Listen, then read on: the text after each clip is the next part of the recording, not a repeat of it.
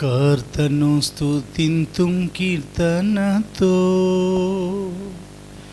కర్తను స్తుతింతుం కీర్తనతో, ఇప్పుడెల్లప్పుడు ఆసక్తితో, ఇప్పుడెల్లప్పుడు ఆసక్తితో. గడచిన కాలము కను పాపవలెను, గడచిన కాలము కను పాపవలెను. ఆయన మనలను కౌగిట దాచిరే, ఆయన మనలను కౌగిట కాచినే. దీనుల మగు మనం స్తుతించేదము, దీనుల మగు మనం స్తుతించేదము. కర్తను స్తుతింతుం కీర్తనతో, కర్తను స్తుతింతుం కీర్తనతో, ఇప్పుడెల్లప్పుడు ఆసక్తితో, ఇప్పుడెల్లప్పుడు ఆసక్తితో. శోధన వేళలు హృదయ కలతతో, శోధన వేళలో హృదయ కలతతో. కుమ్మరించెను బలం కృపలో నిల్చుటకే, కుమ్మరించెను బలం కృపలో నిల్చుటకే. చెల్లించేదం స్తుతి ఎల్లవేళలా, చెల్లించేదం స్తుతి ఎల్లవేళలా. కర్తను స్తుతింతుం కీర్తనతో, కర్తను స్తుతింతుం కీర్తనతో, ఇప్పుడెల్లప్పుడు ఆసక్తితో, ఇప్పుడెల్లప్పుడు ఆసక్తితో. నాదు కార్యములెల్లా సఫలపర్చెదవని, నాదు కార్యములెల్లా సఫలపరచెదవని.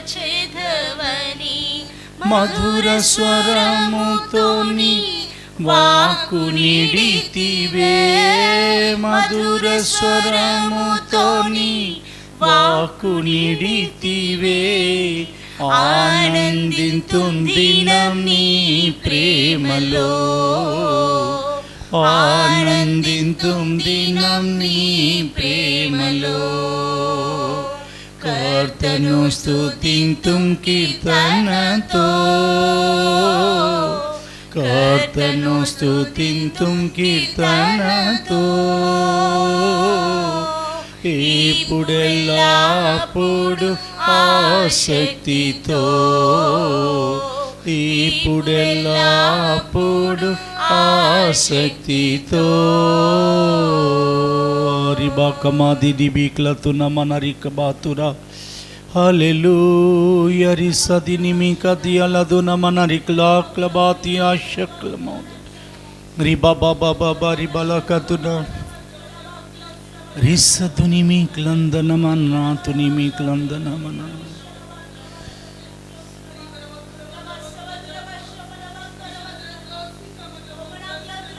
రిసతియల తురల కమాదినిమిక బౌదున మన. హల్లెలూయా, హల్లెలూయా. ప్రభు మన మధ్యలో ఆశలై ఉన్నారు గనక దేవునికి స్తోత్రాలు చెల్లిద్దాం. స్తోత్రం, స్తోత్రం, స్తోత్రం, స్తోత్రం, స్తోత్రం, స్తోత్రం, స్తోత్రం, స్తోత్రం, స్తోత్రం, స్తోత్రం, స్తోత్రం, స్తోత్రం. పరిశుద్ధాత్మ తండ్రి మన మధ్యలో వాసం చేయుచున్నారు గనక దేవునికి స్తోత్రాలు చెల్లిద్దాం. స్తోత్రం, స్తోత్రం, స్తోత్రం, స్తోత్రం, స్తోత్రం, స్తోత్రం, స్తోత్రం, స్తోత్రం. ఇప్పుడు పాటల్లోనూ ఆరాధనలోనూ దేవుని వాక్య పరిచయంలోనూ ప్రభువారు వంతు ఉండి నడిపిస్తున్నారు కనుక దేవునికి స్తోత్రాలు చెల్లిద్దాం.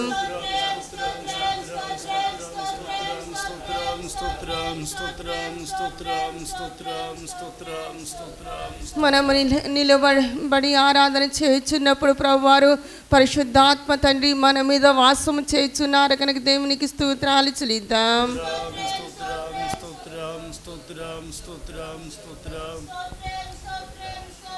ప్రభువారి రహస్య రాకడ కొరకు ఆయత్తపరచినట్టు దేవునికి స్తోత్రాలు చెల్లిద్దాం.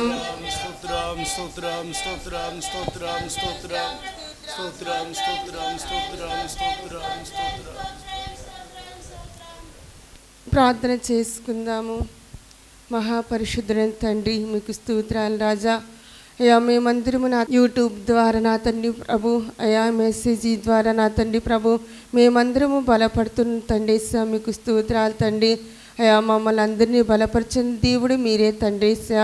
అయ్యా మీ వాక్యము వినుట వలన తండ్రి ప్రభు మా అందరి హృదయాల్లో తండ్రి ప్రభు అయ్యా మీరు అనుగ్రహించుచున్న తండ్రి ప్రభు ఆ పరిశుద్ధాత్మ అభిషేకము నా తండ్రి మమ్మల్ని ఉత్తేజపరుస్తుంది తండ్రి. మీకు స్తోత్రాలు తండ్రి. అయ్యా మమ్మల్ని అందరినీ అతన్ని మీ మహిమతో నింపమని అడుగుకొనుచున్నా తండ్రి. పాటల్లోనూ ఆరాధనలోనూ దేవుని వాక్య పరిచయంలో మీరు మాతో ఉండమని వేడుకొనుచున్నా తండ్రి. మీకు స్తోత్రాలజా. పాటలు పాడుచుండగా నా తండ్రి ప్రభురాజువే అయ్యా నా తండ్రి మాలో మీరు నివసించమని వేడుకొనుచున్నా తండ్రి. మీకు స్తోత్రాలజా. మేము వాక్యము ఇచ్చుండగా నా తండ్రి ప్రభు మా హృదయాలను సారవంతమైన నేలగా మార్చమని అడుగుకొనుచున్నా తండ్రి. మీకు స్తోత్రాలజా. మేము నిలబడి ఆరాధన చేస్తుండగా నా తండ్రి ప్రభు పరిశుద్ధాత్మ తండ్రి మా మీద నా తండ్రి ప్రభు రాజువే మీ ఆత్మవర్షము కుమ్మరించమని అడుగుకొనుచున్నా తండ్రి. మీకు స్తోత్రాలజా. మీ మహిమల రకుడుకు రహస్య రకుడు నా తండ్రి అనుదినము నా తండ్రి ప్రభు ఆయత్తపడిన బిడలమై ఉన్న తండ్రి. మీకు స్తోత్రాలజా. మేమందరము నా తండ్రి ప్రభు మీరు ఆకులో మీతో ఉంటకు మీరు కృపాద్వారాలు తెరిచి మీరే మహిమ పొందమని నజరేయుడైన యేసుక్రీస్తు వారి అతి పరిశుద్ధ నామమున అడిగి ప్రార్థిస్తున్నాం తండ్రి. Amen. Praise the Lord. Praise the Lord. అందరం కూర్చుందాం. పాటల పుస్తకంలో తెరిచి అందరము కలిసి పాటలు పాడుకుందాం. పాటల పుస్తకంలో తెరిచి అందరము కలిసి పాటలు పాడుకుందాం. పాటల పుస్తకంలో నుంచి 184వ నెంబర్ పాటను మనమందరము కలిసి పాడుకుందాం. యేసయ్య ఆరాధన కీర్తనలు అనే పాటల పుస్తకంలో నుంచి 184వ నెంబర్ పాటను మనం అందరము కలిసి పాడుకుందాం.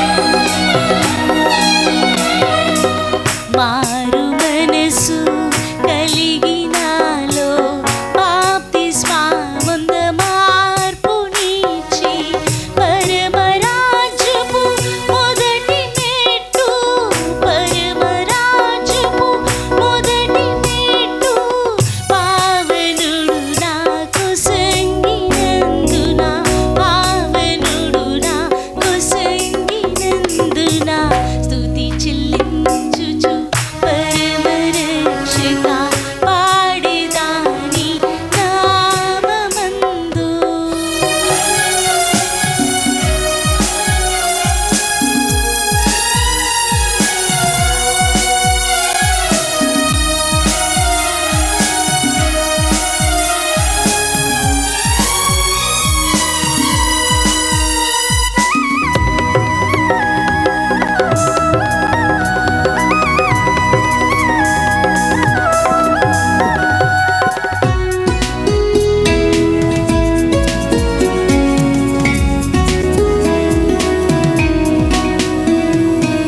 పరిశుద్ధాత్మ బాప్తిస్మమును పొందునట్టులా చేసితిరి.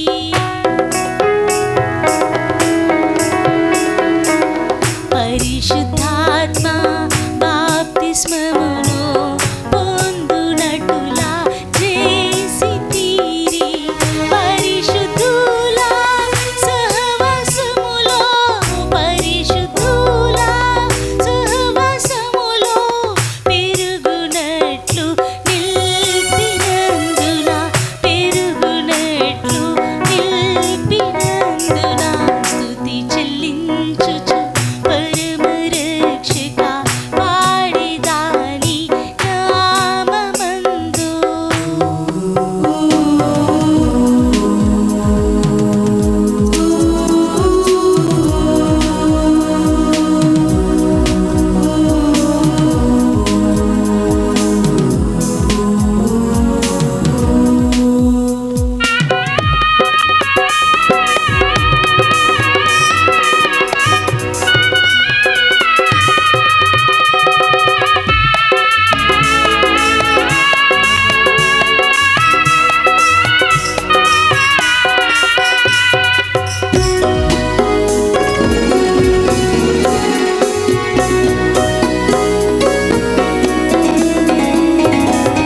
యేసు ప్రేమ యేసు దయ యేసు కృపని మాని వర్ణింతు. యేసు ప్రేమ యేసు దయ యేసు కృపని మాని వర్ణింతు. ఇంతగా ప్రేమించినట్టి ఇంతగా ప్రేమించినట్టి ప్రభువుని స్తుతించెదను ప్రభువుని స్తుతించెదను. స్తుతి చెల్లించుచు పరమరక్షక పాడేదాని నామమందు. స్తుతి చెల్లించుచు పరమరక్షక పాడేదాని నామమందు. పాపములలో విజయమిచ్చిన పాపములలో విజయమిచ్చిన పరమతనయుని ప్రస్తుతింతు పరమతనయుని ప్రస్తుతింతు. స్తుతి చెల్లించుచు పరమరక్షక పాడేదాని నామమందు. స్తుతి చెల్లించుచు పరమరక్షక పాడేదాని నామమందు. పాపములలో విజయమిచ్చిన పాపములలో విజయమిచ్చిన పరమతనయుని ప్రస్తుతింతు పరమతనయుని ప్రస్తుతింతు. స్తుతి చెల్లించుచు పరమరక్షక పాడేదాని నామమందు. స్తుతి చెల్లించుచు పరమరక్షక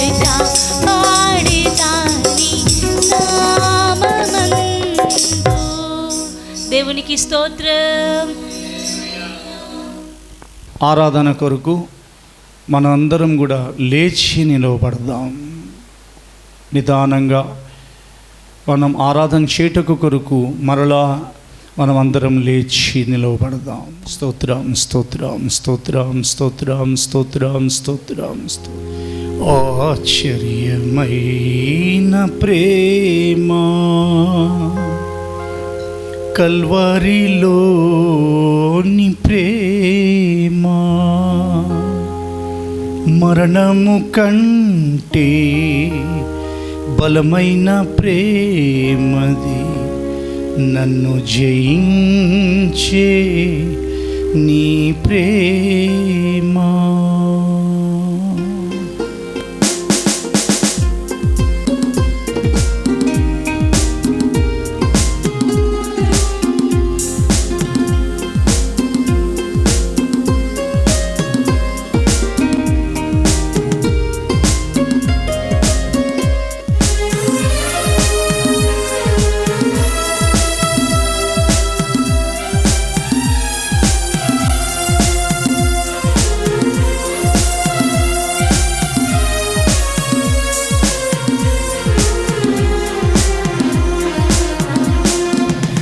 ఆశ్చర్యమైన ప్రేమ కల్వరిలోని ప్రేమ ఆశ్చర్యమైన ప్రేమ ప్రేమ కల్వరిలోని ప్రేమ మరణము కంటే బలమైన ప్రేమది నన్ను జయించి నీ ప్రేమ. మరణము కంటే బలమైన ప్రేమది నన్ను జయించి నీ ప్రేమ. ఆశ్చర్యమైన ప్రేమ.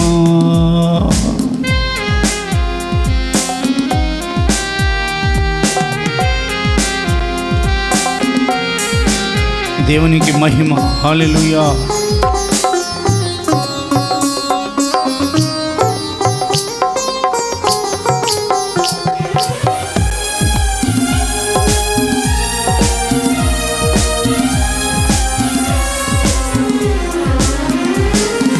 పరమును వీడిన ప్రేమ ధరణిలో పాపిని వెదకిన ప్రేమ.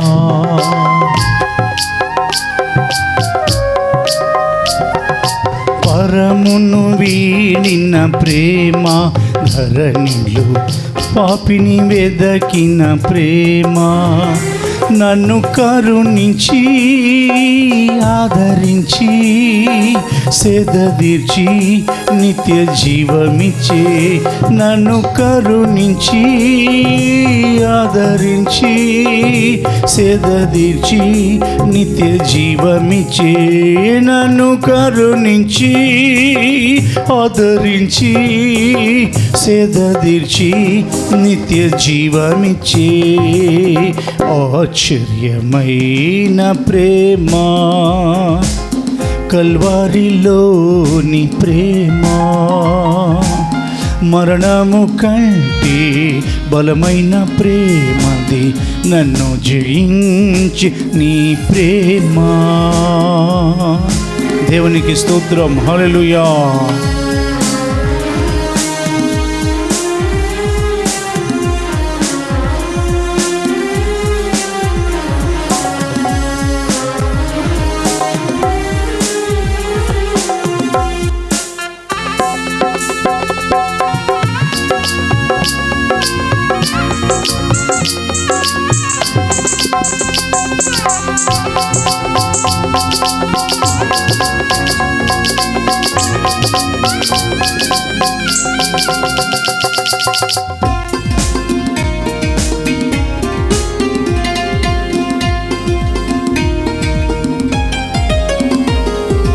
పావన యేసుని ప్రేమ సిలువలో పాపిని వెదకిన ప్రేమ.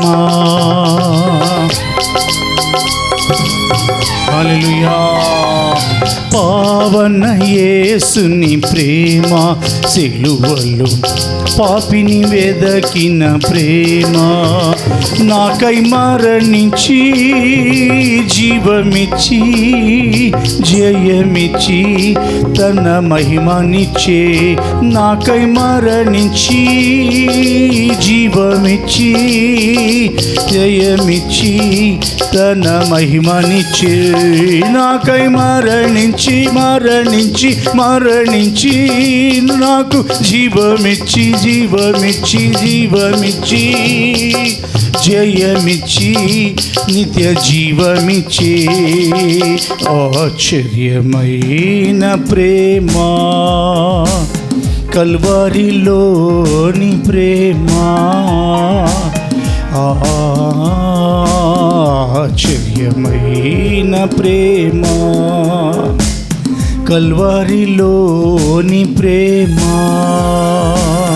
మరణము కంటే బలమైన ప్రేమది నన్ను జయించి నీ ప్రేమ, మరణము కంటే బలమైన ప్రేమది నన్ను జయించి నీ ప్రేమ, ఆశ్చర్యమైన ప్రేమ. ప్రైజ్. చప్పట్లు కొడుతూ ఈ ఆరాధనలో పాలు పొందుతున్న వారు ఆయన ప్రేమను జ్ఞాపకం చేసుకుందాం. 2000 సంవత్సరాల క్రితం ఈ లోకానికి ఆయన వచ్చి తన ప్రేమనంతా కూడా సిలువ మీద తన శ్రమలలో బయలుపరిచారు. Praise. Hallelujah. Worship him. Glory to God.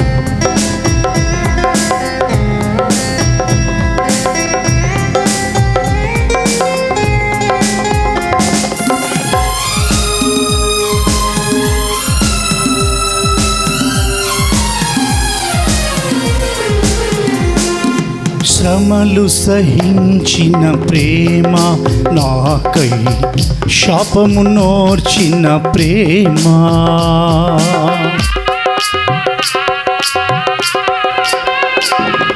శ్రమలు సహించిన ప్రేమ, నాకై శాపము నోర్చిన ప్రేమ, విడనాడని ప్రేమది ఎల్నడు ఎడబాయదు, విడనాడని ప్రేమది ఎల్నడు ఎడబాయదు, నన్ను కరుణించి ఆదరించి సేదదీర్చి నిత్య జీవమిచ్చి, నాకై మరణించి జీవమిచ్చి జయమిచ్చి తన మహిమనిచ్చి, ఆశ్చర్యమైన ప్రేమ ప్రేమ కల్వరిలోని ప్రేమ, మరణము కంటే బలమైన ప్రేమది, మరణము కంటే బలమైన ప్రేమది నన్ను జయించి నీ ప్రేమ, నన్ను జయించి నీ ప్రేమ, ఆశ్చర్యమైన ప్రేమ. Praise and worship.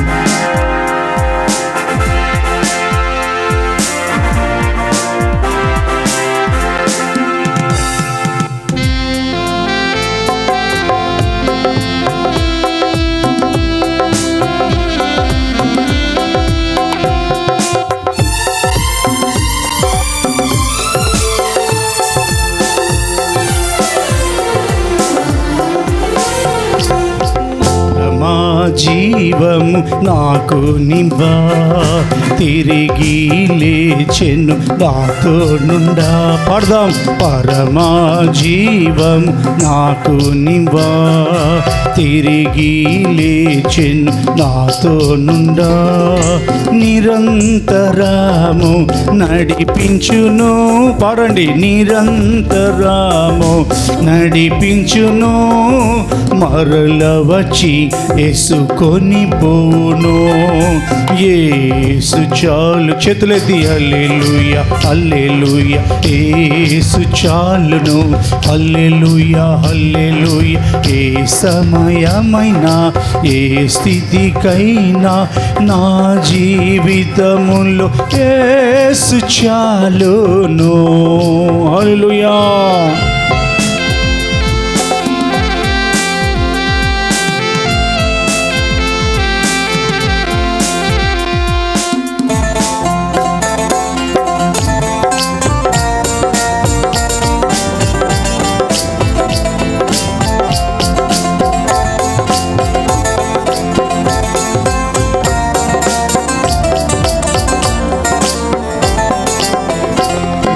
సాతాను శోధన అధికమైన సొమ్మసిల్లక సాగి వెళ్ళెదను.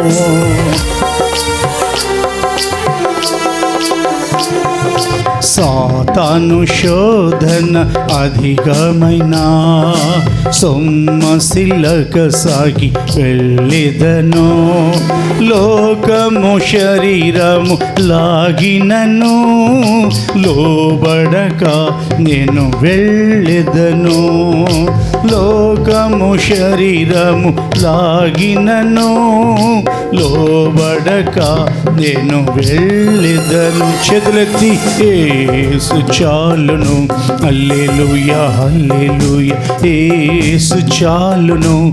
హల్లెలూయా హల్లెలూయా ఏ సమయమైనా ఏ స్థితికైనా నా జీవితములో యేసు చాలును. పరమా జీవము నాకు నివా తిరిగి లేచెను నాతో నుండా. ప్రైజ్ హల్లెలూయా.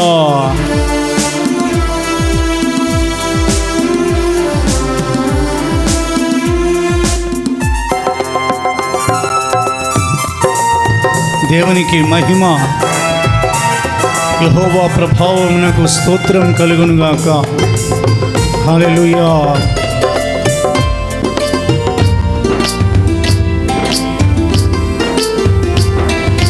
పాచిక బయలులో పరుండజేయోన్ శాంతి జలముల చెంత నడిపించును.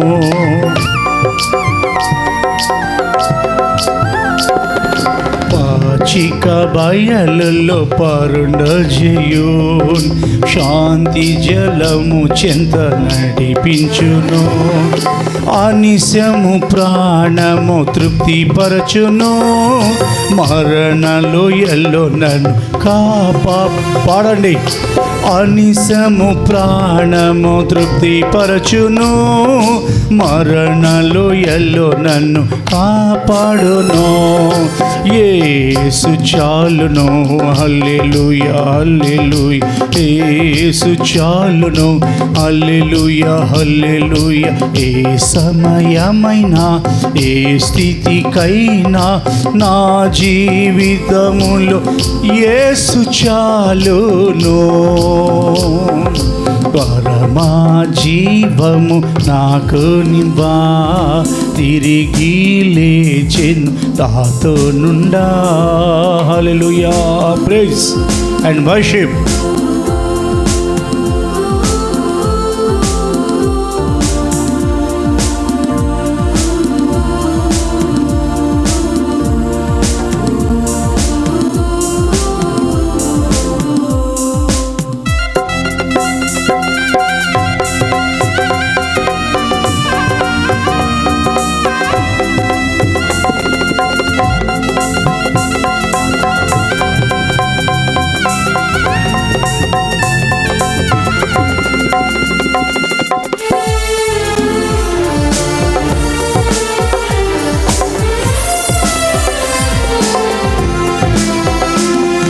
నరులెల్లరూ నన్ను విడిచినను, శరీరము కుళ్ళి కృషిల్చినను.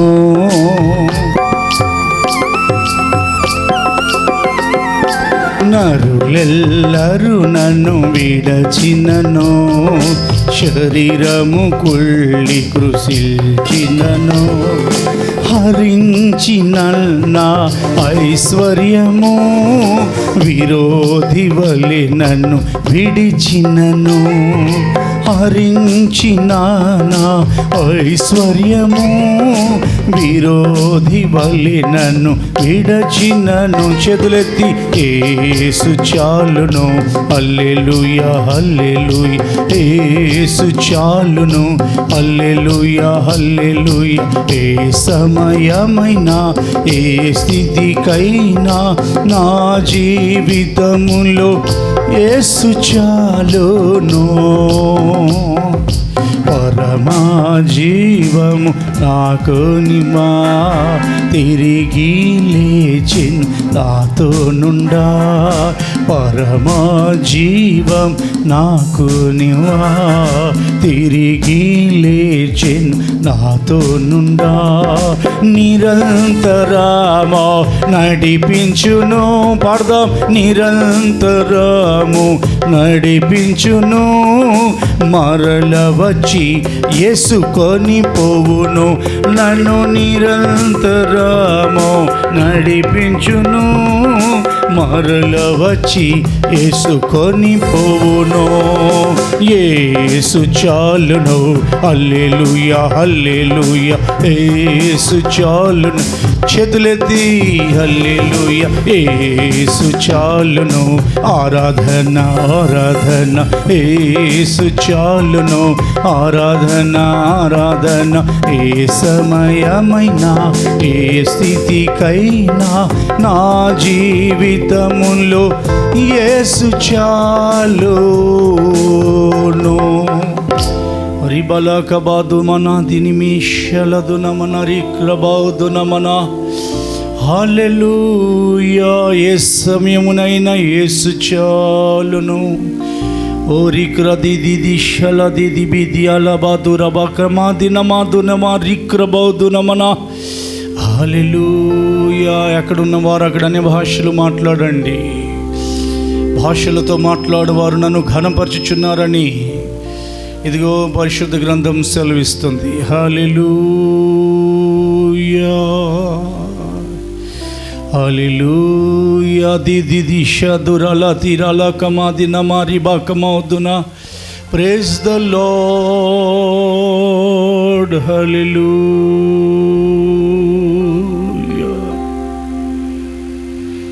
యేసు చాలును. చేతులెత్తి అందరం హల్లెలూయా హల్లెలూయా. Slow worship. యేసు చాలును, హల్లెలూయా హల్లెలూయా. ఏ సమయమైనా ఏ స్థితికైనా నా జీవితముకు యేసు చాలును. వినుచున్నవారు, చూచుచున్నవారు, పిల్లలు, పెద్దలు అందరూ చెప్పండి, యేసు చాలును. యేసు చాలును. ఆహా హల్లెలూయా. తండ్రి, కుమార, పరిశుద్ధాత్మ దేవునికి ఆహా హల్లెలూయా. ఆహా హల్లెలూయా.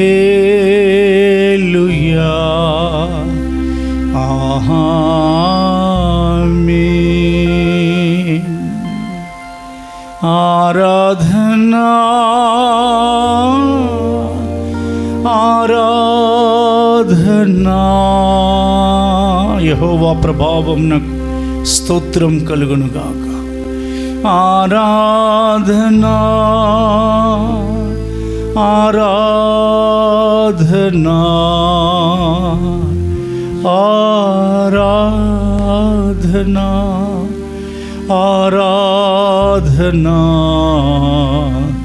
ఆరాధనా.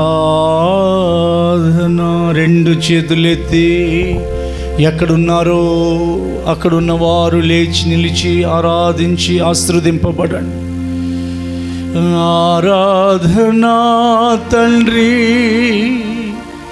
ఆరాధనా మంచి తండ్రి, ఆరాధనా యేసయ్యా, ఆరాధనా మా కొరకు మరణించి లేచిన దేవుడా, ఆరాధనా పరిశుద్ధాత్ముడా, ఆరాధనా మాలో ఉన్నవారు మాతో ఉన్నవారు మీరే, ఆరాధనా. యేసు చాలును, యేసు చాలును.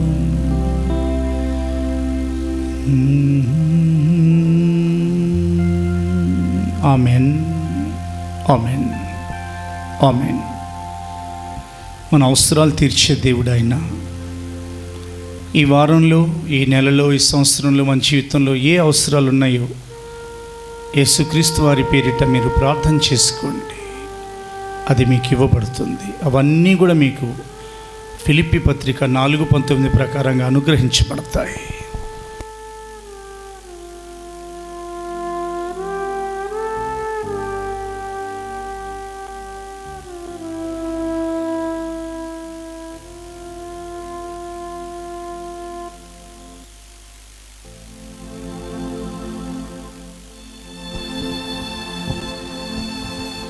మా మనవులన్నీ మీరు విన్నారు కనుక స్తోత్రాలు. అవన్నీ మేము మీ నుండి పొందుకున్నామని నమ్మి నజరేయుడైన యేసుక్రీస్తు పేరిట ప్రార్థించుచున్నాం తండ్రి, ఆమేన్. ప్రార్థన చేసుకుందాం. మహోన్నతుడైన తండ్రి, పరిశుద్ధుడైన దేవా, నీ బిడ్డలు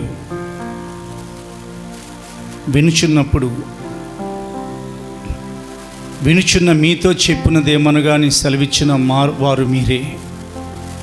ఈ మాట ప్రకారంగా ఈ దినము మీరు మాతో మాట్లాడి మా ఆంతర్య పురుషునికి తగినంత ఆత్మీయ ఆహారాన్ని అనుగ్రహించి మహిమలో మీరు ప్రత్యక్షమైనప్పుడు మీ ఎదుట ప్రత్యక్షపరచుమని నజరేయుడైన యేసుక్రీస్తు పేరిట అడుగుచున్నాం తండ్రి, ఆమేన్.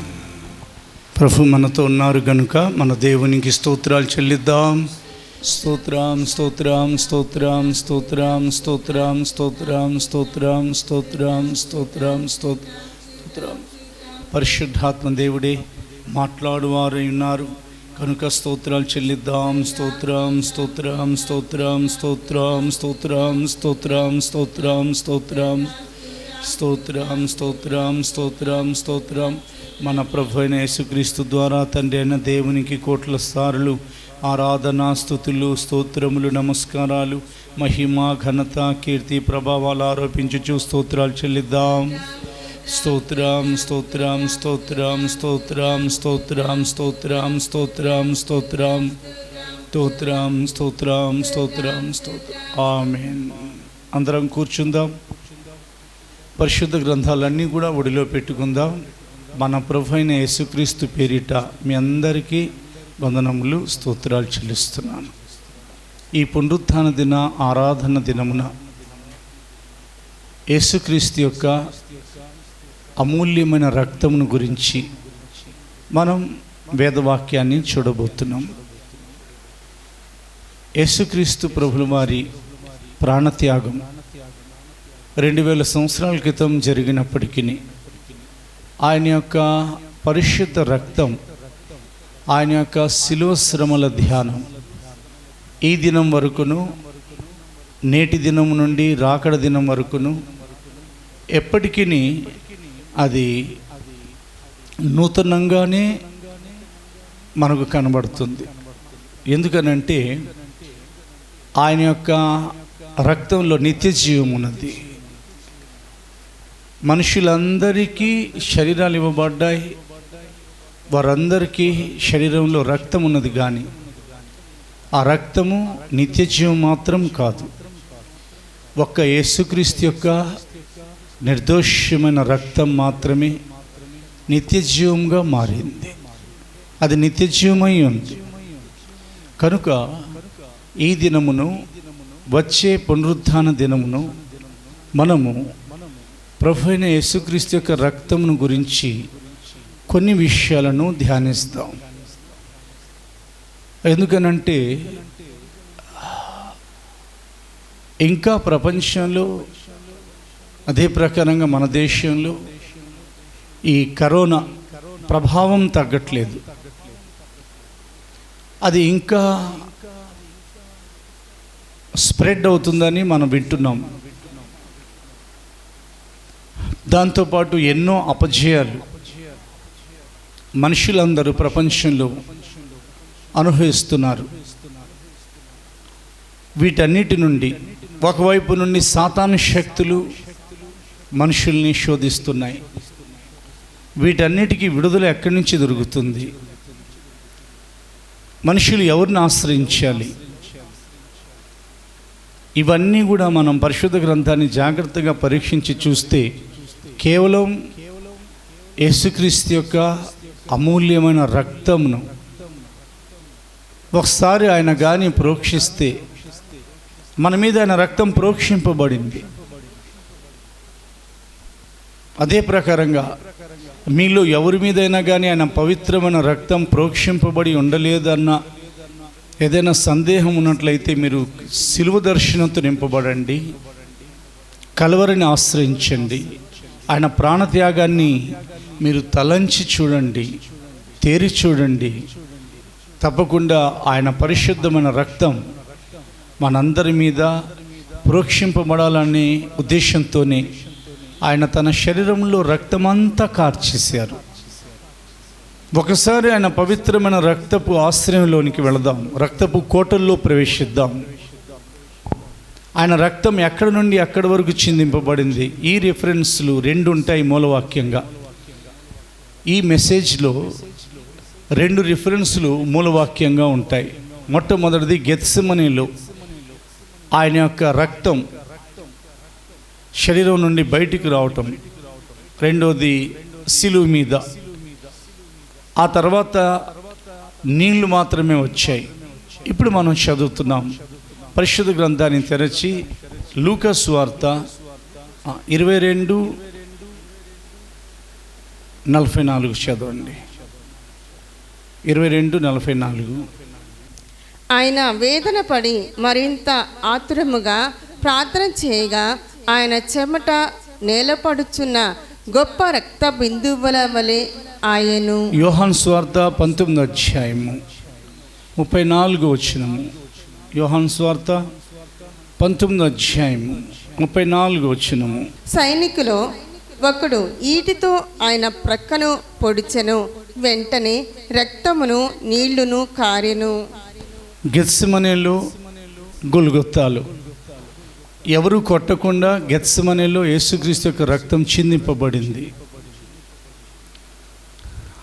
రెండోది ఆఖరిగా యేసుక్రీస్తు యొక్క పరిశుద్ధమైన రక్తం గొల్గొతాలో చిందింపబడింది.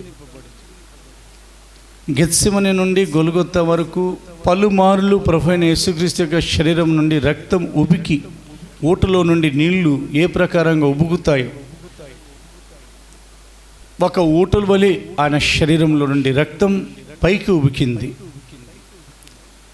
ఇది దేవుని యొక్క వాక్యంలో ఉన్న ప్రవచనం. జకరియా గ్రంథం 13:1 చదివినట్లయితే దేవుని యొక్క వాక్యంలో ముందుగానే ఒక ఊట తీయబడుతుందని ప్రభువైన దేవుడు సెలవిచ్చారు. జకరియా గ్రంథము 13:1. ఆ దినమున పాపమును అపవిత్రతను పరిహరించుటకై దావీదు సంతతి వారి కొరకును యెరూషలేము నివాసుల కొరకును ఊట ఒకటి తీయబడెను. ఊటల్లో నుండి నీళ్ళు ఎలా ఉప్పుగుతాయో ప్రభువైన యేసుక్రీస్తు యొక్క శరీరం మీద ముండ్ల కిరీటం వలన కానీ, 3 మేకుల వలన కానీ, ఆయన ముఖానికి కొట్టిన దెబ్బల వలన కానీ, లేదా 39 కొరణ దెబ్బల వలన కానీ, ఆఖరిగా ఈటతో ఆయనను గాయపరిచారు. అప్పటికి ఆయన మరణించారు. వాటి వలన కానీ పలుసార్లు ఆయన రక్తం చిందింపబడింది.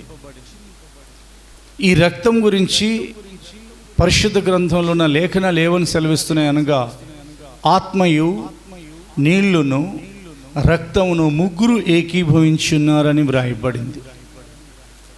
నీళ్ళకు కూడా ఒక వ్యక్తి అనే పేరు పెట్టబడుతుంది. ఇక్కడ ఆత్మయు నీళ్లును రక్తమును ముగ్గురు ఏకీభవించున్నారని రాయబడింది. ఇది ఎలా సాధ్యమవుతుంది? ఎవరి నీళ్ళు, ఈ రక్తం ఎవరు అనగా, దేవుని యొక్క వేదవాక్యంలో మనం జాగ్రత్తగా చూసినట్లయితే, ఈ ఆత్మయు నీళ్లును రక్తమును ఏకీభవించున్నారు అని దేవుని యొక్క వాక్యంలో వ్రాయబడిన సత్యంలో నుండి మనం కొన్ని విషయాలు నేర్చుకుని యేసుక్రీస్తు యొక్క రక్తం వలన కలిగిన ఆ ఆశీర్వాదాలు, ఇలాంటి కాలంలో ఎక్కువగా మనం ఆయన యొక్క రక్తాన్ని ధ్యానించినట్లయితే మనకు విడుదల చాలా తొందరగా కలుగుతుంది. చదువుదాం పరిశుద్ధ గ్రంథాన్ని. మీరు తెరవండి. యోహాను మొదటి పత్రిక 4వ అధ్యాయం తెరుస్తున్నాం. 5వ అధ్యాయం. యోహాను మొదటి పత్రిక 5వ అధ్యాయము 6 నుండి 8వ వచనం వరకు. నీళ్ళ ద్వారాను రక్తము ద్వారాను వచ్చిన వారు ఈయనే, అనగా యేసుక్రీస్తే. ఈయన నీళ్లతో మాత్రమే కాక నీళ్లతోనూ రక్తముతోనూ వచ్చెను. ఆత్మ సత్యము గనక సాక్ష్యమిచ్చేవారు ఆత్మయే. సాక్ష్యమిచ్చేవారు ముగ్గురు, అనగా ఆత్మయు నీళ్లును రక్తమును ఈ ముగ్గురు ఏకీభవించి ఉన్నారు. దేవునికి 2 చేతులెత్తి స్తోత్రం చెప్దాం. ఆత్మయు అని అనగా సమరయ స్త్రీతో యేసే మాట్లాడుతూ, దేవుడు ఆత్మ కనుక ఆయనను ఆరాధించేవారు ఆత్మతోనూ సత్యంతోనూ ఆరాధించవలనని సెలవిచ్చారు. నీళ్లును అనగా హెచ్కేల్ గ్రంథం 47వ అధ్యాయం ప్రకారంగా, నేను చూడగా మందిరపు గడప క్రింద నుండి నీళ్లు ఉబికి అలాగున పారుచుండెను. ఆఖరిగా నీళ్లు వెళ్ళి ఎక్కడికి పడుతున్నాయి అని ప్రవక్త గమనిస్తున్నారు. ప్రియ దేవుని బిడ్డ, అవి సముద్రంలో పడుతున్నాయి. సముద్రంలో ఆ నీళ్లు పడుచున్న ఆ స్థలాల్లో ఉన్న ఆ సముద్రపు నీళ్లు ఉప్పు నీళ్ళని మంచినీళ్ళు అవుతున్నాయి. జలచరాలని బ్రతుకుతున్నాయి. ఆ నదికి ఇవుల ఆవుల ఉన్న చెట్లన్నీ కూడా సమృద్ధిగా ఫలిస్తున్నాయి.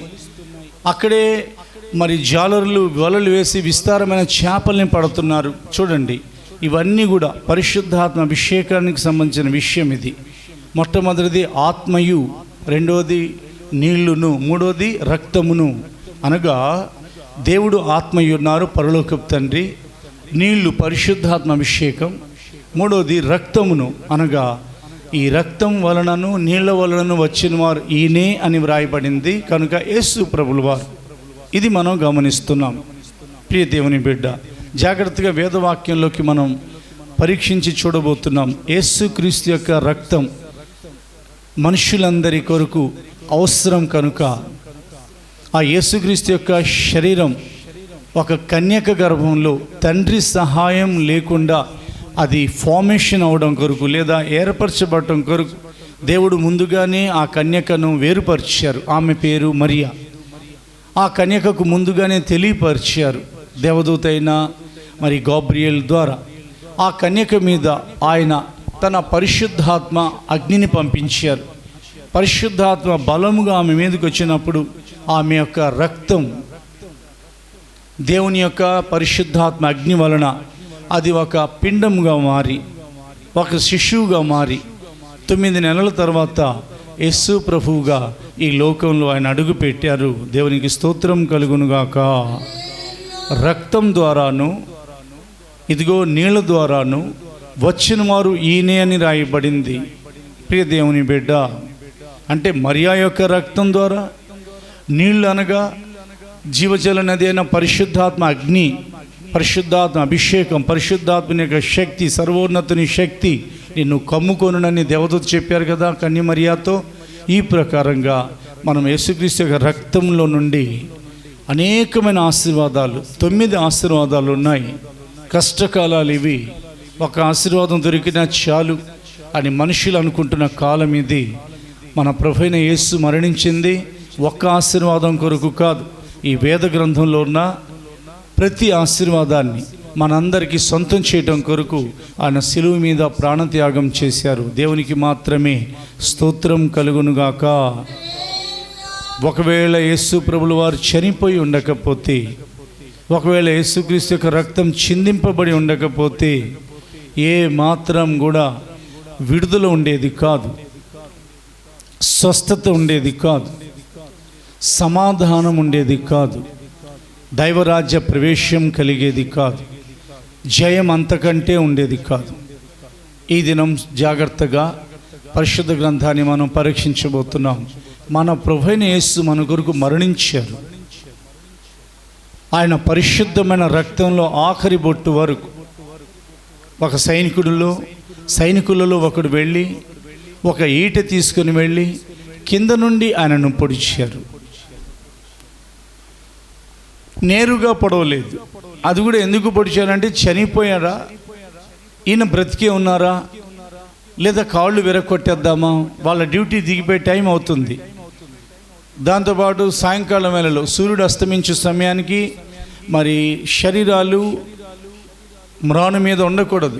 బ్రతికున్నట్లయితే కాళ్ళు ఇరగొట్టేస్తారు, ఆ తర్వాత వాళ్ళ వారికి అప్పగించేస్తారు. ఇది ఆ రోజున అనగా రోమా ప్రభుత్వం అమలు చేసిన శిక్షలలో శిలువ మ్రాను శిక్ష అంత కఠోరమైనది. మన ప్రభువైన యేసు తేలికైన మార్గం ద్వారా కూడా రక్తం చిందించి మనల్ని రక్షించి ఉండగలరు. కానీ ఆయన కఠినమైన మార్గాన్ని ఎన్నుకున్నారు, ఇరుకైన మార్గాన్ని ఆయన కోరుకున్నారు. శ్రమానుభవాల ద్వారా తండ్రి అయిన దేవుడు యేసుక్రీస్తుని సంపూర్ణులుగా చేశారని కూడా హెబ్రీ పత్రికలో రాయబడింది. ఇప్పుడు మనం పరిశుద్ధ గ్రంథంలో నుండి చూడబోతున్నాం. ఈ 9 ధన్యతల్లో కొన్ని మాత్రమే. పరిశుద్ధ గ్రంథాన్ని మనం తెరిచి ఏ ఆశీర్వాదాలు కలిగాయి, అపరాధ పాప పరిహార్థ బలియగా లేవియ కాండము 4వ అధ్యాయం ప్రకారంగా అపరాధ పాప పరిహారార్థ బలిగా 4:34 లేవి కాండము ప్రకారంగా ఆయన రక్తం చిందింపబడింది. చదువుదాం. యాజకుడు పాప పరిహారార్థ బలియగు పశువు రక్తములో కొంచెము తన వ్రేలుతో తీసి దహన బలిపీఠపు కొమ్ముల మీద చమిరి ఆ పీఠము అడుగున ఆ రక్త శేషమంతియు పోయవలెను. ప్రవక్త అయిన యెషయా గ్రంథము 53వ అధ్యాయము 10వ వచనం చదవబడుతుంది. ప్రవక్త అయిన యెషయా గ్రంథం 53వ అధ్యాయము 10వ వచనము. అతన్ని నలుగుగొట్టుటకు యెహోవాకు ఇష్టమాయెను. ఆయన అతనికి వ్యాధి కలుగ చేశాను. అతడు తన్ను తానే అపరాధ పరిహారార్థ బలి చేయగా అతని సంతానము చూచును. అతడు దీర్ఘాయుష్మంతుడగును. యెహోవా ఉద్దేశము అతని వలన సఫలమగును. దేవుడు మనతో మాట్లాడుతున్నారు. పాత నిబంధన కాలంలో పాప పరిహారార్థ బలి, అపరాధ పరిహారార్థ బలి, సమాధాన బలి, కానుకైన భోజన బలి, సర్వాంగ దహన బలి, ఇలాంటి కొన్ని బలులను ప్రత్యక్ష గుడారపు ఆ నిర్మాణం జరిగిన వెంటనే ప్రభువైన దేవుడు దైవజనులైన మోషేకు తెలియపరిచి ప్రారంభించారు. అదే ప్రకారంగా ఆ బలులన్నీ కూడా సదాకాలమునకు నిలిచి ఒక్క బలిగా మారలేకపోయాయి. ఎప్పటికీ వారు పాపం చేస్తూ వచ్చారు, ఎప్పటికీ అవి అర్పించబడుతూనే వచ్చాయి. కానీ వేదవాక్యం సెలవిస్తుంది, క్రొత్త నిబంధనలు మన ప్రభువైన యేసు ఒక్కసారి తన యొక్క ప్రాణాన్ని త్యాగం చేసి సదాకాలమునకు నిలిచి ఒక్క బలిని అర్పించారు. దేవునికి స్తోత్రం కలుగునుగాక. ఆ బలియాగములనే నా రక్తమంతా చిందింపబడింది. ఆ బలియాగం వలన ఆయన యొక్క ప్రాణం అర్పించబడింది. లేవికాండం ప్రకారంగా రక్తము దేహమునకు ప్రాణం, అందుకే రక్తం తినొద్దు అని పాత నిబంధన కాలంలో అది ఆజ్ఞ ఇవ్వబడింది. రక్తం దయచేసి దేవుని యొక్క వాక్యం ప్రకారంగా అది దేహమునకు ప్రాణం. మన శరీరంలో మూడు ఉంటాయి. ఒకటి ఆత్మ, రెండోది ప్రాణము, మూడోది శరీరం లేదా మీ ఆత్మయు జీవమును శరీరముని రాయబడింది. యేసు ప్రభువుల వారి యొక్క ఆత్మ తండ్రికి అప్పగించబడింది. యేసుక్రీస్తు వారి యొక్క శరీరము ఇదిగో పాపులకు అప్పగించబడింది. వారు ఆయనను కొట్టారు. ఆయన యొక్క ప్రాణము లేదా రక్తము మనందరి కొరకు, మనుషులందరి కొరకు అప్పగించబడింది, అర్పించబడింది, చిందింపబడింది. అందువలన ఏమేమి కలిగాయి? మొట్టమొదటిగా యేసుక్రీస్తు యొక్క రక్తం వలన మరణం తప్పింది. నిర్గమకాండము పరిశుద్ధ గ్రంథాన్ని తెరిచి చూస్తున్నాం. ఒక వ్యక్తికి మరణం తప్పాలి. 12వ అధ్యాయం 13వ వచనం, the book of Exodus chapter 12 verse 13. మరణం తప్పించబడింది. మీరున్న ఇండ్ల మీద ఆ రక్తము మీకు గుర్తుగా ఉండును. నేను ఆ రక్తమును చూచి మిమ్మును నశింపచేయక దాటిపోయేదను. నేను ఐగుప్తు దేశమును పాడు చేయుచుండగా మిమ్ము సంహరించుటకు తెగులు మీ మీదకి రాదు. దేవునికి స్తోత్రం కలుగునుగాక. ఐగుప్తు దేశం అనగా లోకమునకు సూచన. లోకమును దేవుడు పాడు చేసే సమయంలో ఏ తెగులు మీ మీదికి రాకుండా ఉండాలంటే, ప్రభువైన దేవుడు ఈ లోకాన్ని పాడు చేసేటప్పుడు ఏ తెగులు మన మీదకి రాకుండా ఉండాలంటే, ఇదిగో పరిశుద్ధ గ్రంథం సెలవిస్తుంది, నేను ఐగుప్తు దేశంలో సంచారం చేయు సమయంలో ఏ ఇండ్ల మీద రక్తము గుర్తుంటుందో దాని వలన నాశనం చేయటకు బయలుదేరిన ఆ సంహారపు దూత ఆ రక్తమును చూచి దాటిపోదురు. లోపలున్న వారిని చూచి దాటిపోరు. ఆ ఇంట్లో ఎవరున్నారో వారిని చూచి దాటిపోరు. నేను ఆ రక్తమును చూచి మిమ్మల్ని నశింపచేయక దాటిపోయేద్దాను. పాస్ ఓవర్, పస్కా, అదే ఈస్టర్ పండుగ అయింది. ఇజ్రాయెల్ ప్రజలందరూ ఐగుప్తులో నివాసం చేస్తూ వచ్చారు. వారి విడుదల సమయం దగ్గర పడింది. మనం కూడా ఈ లోకంలో నివాసం చేస్తూ వచ్చాం. మనుషులందరూ నివాసం చేస్తూ వస్తున్నారు. మనకు కూడా ఆత్మలో విమోచన కాలం ఒకటి నిర్ణయించబడింది.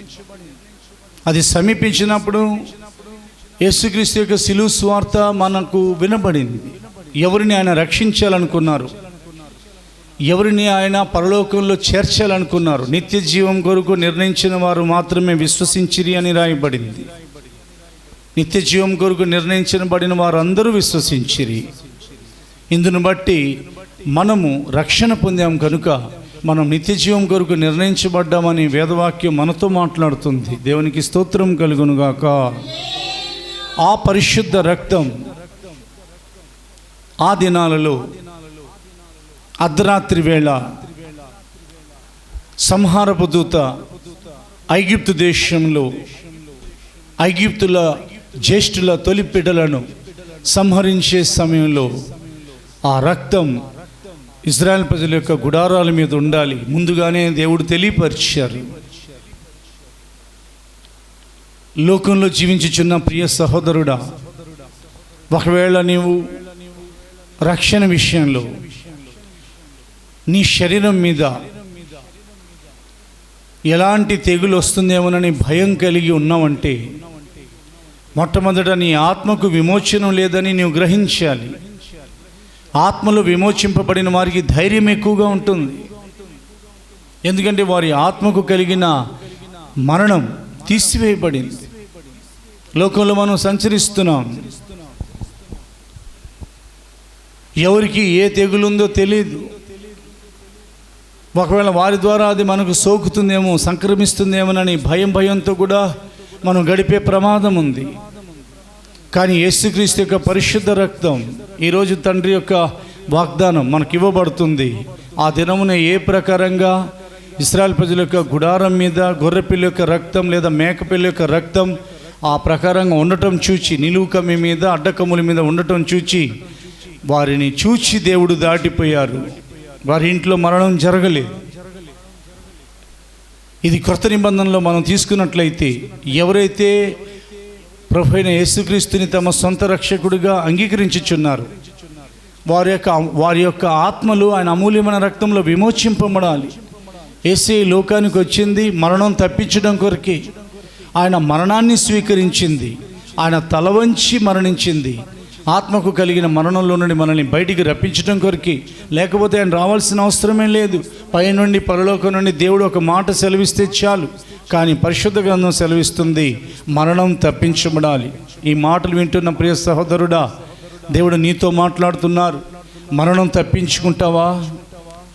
ఇదిగో నేడు జీవమును మరణమును నేను మీ ముందు ఉంచుతున్నాను అని మోషే ఆయన యొక్క ధర్మశాస్త్రాన్ని వివరించిన తర్వాత ప్రజలకు ఆ ఛాన్స్ ఇచ్చారు, అవకాశం ఇచ్చారు. నేడు ఆశీర్వాదమును శాపమును మీ ముందు ఉంచుతున్నాను, మీరు వేటిని తీసుకుంటారు?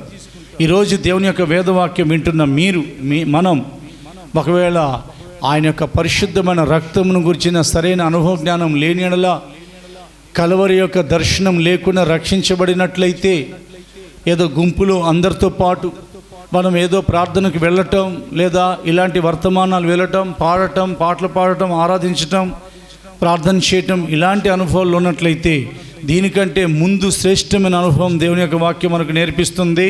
గుడారం, ఇశ్రాయేలు ప్రజలకు గుడారం మన శరీరానికి సంబంధించింది, మన శరీరానికి సూచనగా ఉన్నది. పేతురు గారు ఆయన పత్రికలో రాశారు, నా గుడారంని విడిచి నేను త్వరగా వెళ్ళాలి అనే మాట కూడా రాశారు. కాబట్టి ఈ గుడారం మీద, శరీరంలో ఉన్న ఆత్మ మీద ఆయన యొక్క పవిత్రమైన రక్తం ప్రోక్షింపబడితే ఆత్మ బ్రతుకుతుంది. ఒకసారి ఆలోచించండి, మనలో ఉన్న ఆత్మలు బ్రతికే ఉన్నాయా? మనలో ఉన్న ఆత్మలకు దేవుడు పరలోక రాజ్యం ఇచ్చేశారన్న నిశ్చయత ఉందా? లేదా లోపల చచ్చిపోయి ఉన్నాయా? పాపం వల్ల వచ్చిన జీతం ఆత్మలో సంభవించింది, శరీరానికి రాలా. శరీరంలో 100 సంవత్సరాలు బ్రతికినా, ఒకవేళ అంతకంటే ఎక్కువ సంవత్సరాలు బ్రతికినా, ఆదాము 930 సంవత్సరాలు బ్రతికినప్పటికీ, ఉదాహరణకు ఆయన దేవుని యొక్క సహవాసాన్ని పోగొట్టుకున్నారు కదా. ఆయన కనికరించి చర్మపు చొక్కాలు ఇచ్చి బయటికి పంపించారు. కానీ లేకపోతే మానవ సంతతికి ఈ రోజు వరకు ఇలాంటి దర్శనం ఉండేది కాదు. కనుక మరణం తప్పించుకోవడం కొరకు, ఆత్మలో సంబంధించిన మరణాన్ని దేవుడు తప్పించడం కొరకు నీతో మాట్లాడుతున్నారు. యేసుక్రీస్తు యొక్క రక్తంను ధ్యానించు. Meditate the blood of Christ. ప్రభువా, నీ యొక్క పరిశుద్ధమైన రక్తములో నన్ను కడగమని అడగండి. ఎప్పుడైతే ఒక దేవుని బిడ్డ ఆయన పరిశుద్ధమైన రక్తంలో కడగబడతారు, ఎప్పుడైతే సిలువను తేరి చూస్తారు, వారికి ఒక నిశ్చయత వస్తుంది, వారికి సమాధానం కలుగుతుంది. వారిని తప్పించడం కొరకు మరణం నుండి ఆయన ఈ లోకంలోకి వచ్చి మరణించారు. దేవునికి స్తోత్రం కలుగును గాక. రెండో అనుభవంలోకి మనం వెళుతున్నాం. యేసుక్రీస్తు యొక్క పరిశుద్ధమైన రక్తం పాపం నుండి పవిత్రులుగా చేస్తుంది. మొదటి పత్రిక, యోహాను మొదటి పత్రిక 1వ అధ్యాయం 7వ వచనం మనం చదువుతున్నాం. యోహాను మొదటి పత్రిక 1వ అధ్యాయం 7వ వచనం చదువుదాం. అయితే ఆయన వెలుగులోనున్న ప్రకారము మనమును వెలుగులో నడిచిన ఎడల మనము అన్యోన్య సహవాసము గలవారమయ్యుందుము. అప్పుడు ఆయన కుమారుడైన యేసు రక్తము ప్రతి పాపము నుండి మనలను పవిత్రులుగా చేయును. ఆయన వెలుగులో ఉన్న ప్రకారంగా మనం వెలుగులో నడవాలంటే అన్యోన్య సహవాసం కావాలి, దేవునితో సహవాసం కావాలి, సంఘంతో సహవాసం కావాలి, దేవుని యొక్క వాక్యం ప్రకారంగా. అప్పుడు నువ్వు వెలుగులో నడవగలవు. వెలుగులో నడిచే వారికి వారు పవిత్రులా అపవిత్రులా అనే వివేచన ఉంటుంది. ఒకసారి వివేచించి చూడండి, మనం పవిత్రులమా అపవిత్రులమా? ఆ కాలాల్లో, పాత నిబంధన కాలంలో, కొత్త నిబంధన కాలంలో కూడా ఇంచుమించుగా యేసు ప్రభుల వారు వచ్చే వరకు, మరి ఇప్పుడు ఎలా ఉందో తెలియదు కానీ, ఒక కుష్ఠరోగి లేదా కొంతమంది కుష్ఠరోగులు పబ్లిక్లోకి వచ్చేటప్పుడు, ఇప్పుడు ఎలాగ కరోనాని భయపడుతున్నారో, కరోనా ఉంది నాకు కరోనా ఉంది పక్కకు తప్పుకోండి అని ఎవరు చెప్పరు.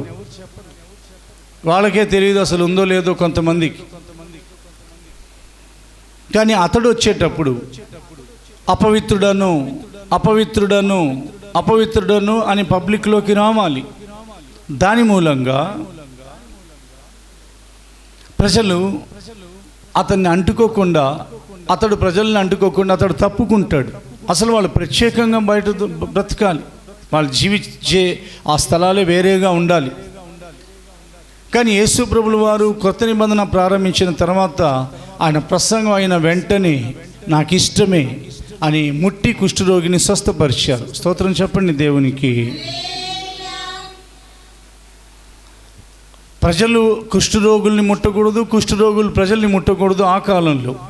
ఈయనైతే నీకు ఇష్టమైతే నన్ను బాగు చేయము అని స్వస్థపరచమని అడిగిన వెంటనే యేసయ్య నాకు ఇష్టమే అనే మాట వాడారు అక్కడ. ఆ తర్వాత వేద గ్రంథాన్ని మనం చూసినట్లయితే ఒక 10 మంది కుష్ఠరోగులు మన ప్రభు అయిన యేసుక్రీస్తు దగ్గరికి వచ్చారు.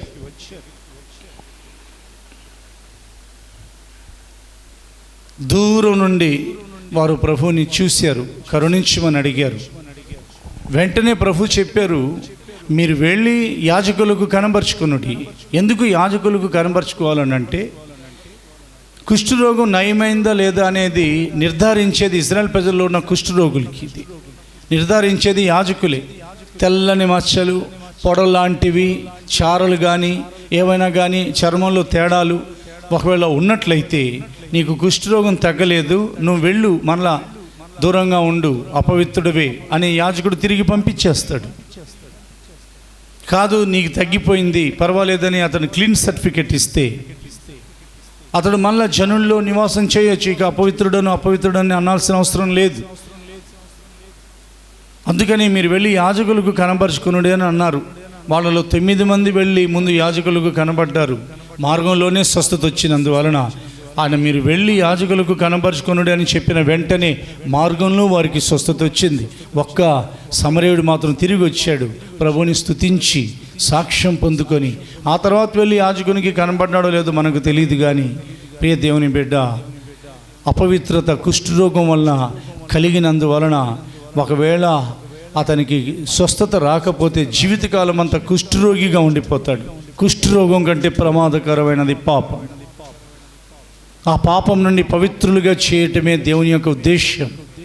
దాని కొరకు ఆయన 3 సాధనాలు లేదా 3-4 విధానాలు పెట్టారు.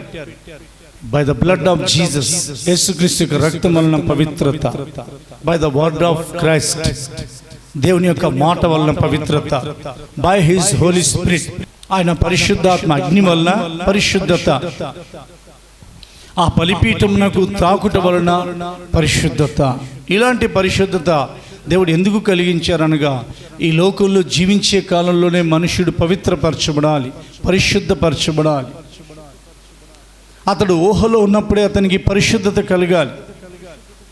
ఒక వ్యక్తి ఒకవేళ కోమా స్టేజ్కి వెళ్ళిపోయాడు అనుకోండి, అతను తన యొక్క పాపముల గురించి పశ్చాత్తాపడలేడు, అతనికి గ్రహింపు ఉండదు. కాబట్టి అతడు పరిశుద్ధపరచబడే అవకాశం ఉండదు. కాబట్టి అతడు బాగున్నప్పుడు, జ్ఞానం తెలివిగా ఉన్నప్పుడే తన యొక్క పాపముల నుండి అతడు పవిత్రులుగా మార్చాలి, పవిత్రుడిగా మారాలి. అదే యోహాను మొదటి పత్రిక 1వ అధ్యాయం 9వ వచనంలో మరొక సత్యం రాయబడింది. యోహాను మొదటి పత్రిక 1వ అధ్యాయం 9వ వచనం మనం చదువుతున్నాం. యోహాను మొదటి పత్రిక 1:9. మన పాపములను మనం ఒప్పుకొని ఎడల ఆయన నమ్మతగిన వాడును నీతిమంతుడును గనుక ఆయన మన పాపములను క్షమించి సమస్త దుర్నీతి నుండి మనల్ని పవిత్రులుగా చేయను. యేసుక్రీస్తు యొక్క రక్తం పవిత్రులుగా చేస్తుంది. పవిత్రపరచబడిన వారు, పరిశుద్ధపరచబడిన వారికి పరలోక రాజ్యం. పరలోక రాజ్యంలో అందరూ వెళ్ళి చేరాలని ఇష్టపడతారు. నరకానికి వెళ్తావా అని ఎవరినైనా మీరు అడిగి చూడండి, చాలా తీవ్రమైన ప్రతిఘటన ఉంటుంది. నేను ఎందుకు వెళ్తాను, నువ్వే వెళ్ళు అని అంటారు. ఎందుకంటే ఎవరు కూడా అగ్నిగుండానికి, నరకానికి, పాతాళానికి వెళ్ళడానికి ఇష్టపడరు. మనుష్యుడు ఎప్పుడు ప్రశాంతతను కోరుకునే ఒక ఆశాజీవి అయి ఉన్నాడు. అతడు కోరే కోరికలలో సమాధానంగా ఉండాలి, ప్రశాంతంగా ఉండాలి, సుఖంగా ఉండాలని కోరుకుంటాడు మనుష్యుడు. ఈ లోకంలో జీవించే 100 సంవత్సరాల జీవితానికి మనుష్యునికి ప్రశాంతత కావాలనంటే మరి రాబోయే యుగాలు సంవత్సరాలతో పోల్చబడ్డాయా? పరలోక రాజ్యం ఎన్ని సంవత్సరాలు ఉంటుందని ఎక్కడైనా కానీ దేవుడు ఎవరి ద్వారా అయినా తెలియపరిచారా? అది ముగింపు లేని రాజ్యం. బైబిల్ సెలవిస్తుంది, మన దేవుని యొక్క రాజ్యం శాశ్వతమైన రాజ్యం అయి ఉన్నది. అక్కడికి వెళ్ళి చేరాలంటే అక్కడ పరిశుద్ధులు మాత్రమే ఉంటారు. పరలోకంలో పాపులకు ఏమాత్రం చోటు లేదు. మీకు తెలుసా ఒక విషయం? సాతానుగా మారకముందు అతనికి ఏం పేరు ఉండేదో? అతనికి అపవాదని, ఘటసర్పమని, సాతానని, ఇంకా లూసిఫర్ అని రకరకాలుగా పేర్లు పెట్టబడ్డాయి. కానీ అతడు సాతానుగా మారకముందు అతని పేరు అభిషేకము నొందిన కెరు. అతడు దేవుని ఏదేనులో ఉండేవారు. అది ఆదాము హవ్వల ఉన్న ఏదేను కాదు. దానికి పూర్వపు దేవదూతల సమాజమంతా దేవుని ఆరాధించే దేవదూతల యుగమది. ఆ యుగాలలో అతడు అభిషేకింపబడిన కేరూపుగా ఉండేవాడు. అతడు ఎందుకు సాతానుగా మారాడంటే, అసలు పరలోకంలో పరిశుద్ధులు మాత్రమే, పవిత్రులే ప్రవేశిస్తారనడానికి ఇదొక లింకు, ఇదొక హెచ్చరిక. అతడు లోపల పాపం పెంచుకుంటూ వచ్చాడు. ప్రియ దేవుని బిడ్డ, ఏం పాపం అది? మహోన్నతునితో నేను, అది హెచ్కేల్ గ్రంథంలో ఉంటుంది, మహోన్నతునితో నేను సమానంగా చేసుకుందును, ఆయన సభాపర్వతం నేను ఎక్కుదును అని తనలో తాను అనుకుంటూ వచ్చాడు. దేవుడు అతనికి ఆ స్థానాన్ని నియమించారు, అతని మీద అభిషేకాన్ని ఉంచారు. అతను చక్కగా స్వరమండలాలు, సితారాలు, వాయిద్యాలు వాయిస్తుండేవాడు. ఆ రెక్కల్లోనే అన్నీ ఉండే అనుకుంటే అమర్చబడి. కానీ అతడు లోపల ఎప్పుడైతే మహోన్నతుడైన దేవునితో సమానంగా నేను చేసుకోవాలని అనుకున్నాడు, ఆ పాపం వలన అతడు అపవిత్రపరచబడ్డాడు. ఇదిగో నేను నిన్ను నేల మీద పడవేస్తేనని దేవుడు అయిన ప్రభు సెలవిచ్చారు. ప్రియ దేవుని బిడ్డ, ఒక దేవదూతకే పవిత్రత లేనప్పుడు పరలోకంలో చోటు లేదే, మరి మనుషునికి పవిత్రత లేకుండా పరలోకంలో చోటు ఉంటుంది అనుకుంటున్నారా? యేసే రక్తంలో కడగబడ్డారా? పరిశుద్ధత గురించి ఆలోచిస్తున్నారా? మన యొక్క అణువు శరీరము మట్టితో నిర్మించబడిందని మీకు తెలుసా? భూమికి ఆకర్షణ శక్తి ఉందని న్యూటన్ శాస్త్రవేత్త కనిపెట్టాడు కదా. భూమి ఏ ప్రకారంగా పైకి వేయబడిన వస్తువునైనా మనిషినైనా అది ఎలాగున క్రిందకు లాగేస్తుందో, అదే ప్రకారంగా ఈ శరీరం మనల్ని క్రిందకు అలాగున ఆకర్షిస్తుంది. మన శరీరం పాపాన్ని ఎక్కువగా కోరుకుంటుంది. మన శరీరంలో ఉన్న బలహీనతలవి, వాటినన్నిటినీ యేసు ప్రభుల వారు శిలువ మీద ముగించారు. దేవునికి స్తోత్రం కలుగునుగాక. ఎప్పుడైతే ఆయన శరీరధారిగా మారారు, మన బలహీనతలన్నీ ఆయన వహించారు. రోగం మాత్రమే కాదు, మన బలహీనతలన్నింటినీ, ఒకవేళ ఈ మాటలు వింటున్న ప్రియ సహోదరుడా, ఈ భూదిగంతాలలో దేవుని యొక్క వాక్యం ప్రకటింపబడుచుండగా నువ్వు ఎక్కడ కూర్చొని వింటున్నావో, నీ శరీరంలో ఉన్న పాపపు బలహీనత నుండి నువ్వు జయ జీవితం లేక విడుదల లేకున్నావా? యేసుక్రీస్తు యొక్క సిలువను నువ్వు తేరి చూడు. ఆయన యొక్క పరిశుద్ధమైన రక్తం నిన్ను, నన్ను, మనందరినీ, లోకంలో ఉన్న వారిని ఎవరైతే ఆయన రక్తం వలన పవిత్రపరచబడాలని ఆయనను ఆశ్రయిస్తారో వారందరినీ కూడా ఆయన పరిశుద్ధ రక్తం పవిత్రులుగా మారుస్తుంది. దేవునికి స్తోత్రం కలుగునుగాక. పవిత్రులకే పరలోక రాజ్యం ప్రకటించబడింది. దేవునికి స్తోత్రం కలుగునుగాక. కాబట్టి ఆయన యొక్క రక్తం పవిత్రులుగా చేస్తుంది. అది పరిశుద్ధమైన రక్తం. ఆత్మకు పవిత్రత కలిగిన వారికే ఆయన రాజ్య ప్రవేశం కలుగుతుంది. యేసుక్రీస్తు యొక్క రక్తం మనకు కలిగించే రెండో ఆశీర్వాదం, భూమి మీద ఎవరు ఎక్కడ ఏది ఇవ్వలేని పరిశుద్ధత మనకు కలుగుతుంది. హల్లెలూయా. మూడవదిగా పరిశుద్ధ గ్రంథాన్ని మనం చూసినట్లయితే యేసుక్రీస్తు యొక్క మూడో అనుభవం, యేసుక్రీస్తు యొక్క రక్తం వలన కలిగిన ఆశీర్వాదాలు లేదా ధన్యతల్లో మూడో అనుభవం, రోమిలికి రాయబడిన పత్రిక 5వ అధ్యాయం 9వ వచనం ప్రకారంగా ఆయన రక్తం మనల్ని నీతిమంతులుగా తీరుస్తుంది. యేసుక్రీస్తు యొక్క రక్తం మనలను నీతిమంతులుగా తీరుస్తుంది. చదువుదాం. కాబట్టి ఆయన రక్తం వలన ఇప్పుడు నీతిమంతులముగా తీర్చబడి మరింత నిశ్చయముగా ఆయన ద్వారా ఉగ్రత నుండి రక్షింపబడుదుము. ప్రియ దేవుని బిడ్డ, యేసుక్రీస్తు యొక్క రక్తం నీతిమంతులుగా తీరుస్తుంది. ఎందుకంటే నీతిమంతుడు లేడు, ఒక్కడునూ లేడు. మేలు చేయవాడు లేడు, ఒక్కడునూ లేడు. దేవుని వెదుకువాడు లేడు, ఒక్కడునూ లేడు. మన ప్రభువైన యేసుక్రీస్తు యొక్క శ్రేష్టమైన రక్తం నీతిమంతుల ఆ సంఖ్యలోనికి, లేదా నీతిమంతుల యొక్క గుంపులోనికి మనల్ని చేరుస్తుంది. మనుష్యుడు తన ఆలోచనలో నేను నీతిమంతుని కదా అని అనుకుంటాడు. అది వ్రాయబడింది. అయితే మనుషులు చేసే నీతి క్రియలు ఎన్నో ఉన్నాయి. దాన ధర్మాలు, అనేకమైన మంచి పనులు చేస్తున్నారు. కానీ దేవుని యొక్క వాక్యం సెలవిస్తుంది, మా నీతి క్రియలని మురికి గుడ్డతో సమానం. మురికి గుడ్డ, మురికి వస్త్రంతో సమానం. మనం ఎన్ని నీతి క్రియలు చేసినా కానీ యేసుక్రీస్తు యొక్క పరిశుద్ధమైన రక్తం మనల్ని కడగని ఎడల, మన మీద ప్రోక్షింపబడని ఎడల, మనకు వాక్యానుసారమైన దేవునికి ఇష్టమైన నీతి కలగదు. మనల్ని మనం స్వనీతి పరులమై నేను నీతి గలవాడిని లేదా మేము నీతిమంతులమని మనం చెప్పుకోవచ్చు. దేవుడు ఒక క్లీన్ సర్టిఫికేట్ ఇవ్వాలి, ఒక నిర్ధారణ మనకు రావాలి. దేవుడు నిర్ధారించాలి, మనకు ఒక నిశ్చయత కలగాలి. వీఆర్ రైచియస్ అని మనం చెప్పగలగాలి. చదువుతున్నాం పరిశుద్ధ గ్రంథాన్ని తెరచి, ఇది దేవుని యొక్క వేదవాక్యం. మనలో అనేక మందికి తెలుసు, అయినను మనం చదువుతున్నాం. The book of Romans chapter 3 verse 11. రోమీయులకు రాయబడిన పత్రిక 3వ అధ్యాయం 11 వచనము. నీతిమంతుడు లేడు, ఒక్కడునూ లేడు, గ్రహించువాడెవడునూ లేడు, దేవుణ్ణి వెతుకువాడెవడునూ లేరు. అది నీతిమంతుడు లేడు, ఒక్కడునూ లేడు. యెషయా ప్రవక్త గ్రంథం 64వ అధ్యాయం ప్రకారంగా పరిశుద్ధ గ్రంథాన్ని తెరచి, ద బుక్ ఆఫ్ ఐజయా, యెషయా ప్రవక్త గ్రంథం 64వ అధ్యాయం మనం తెరుస్తున్నాం.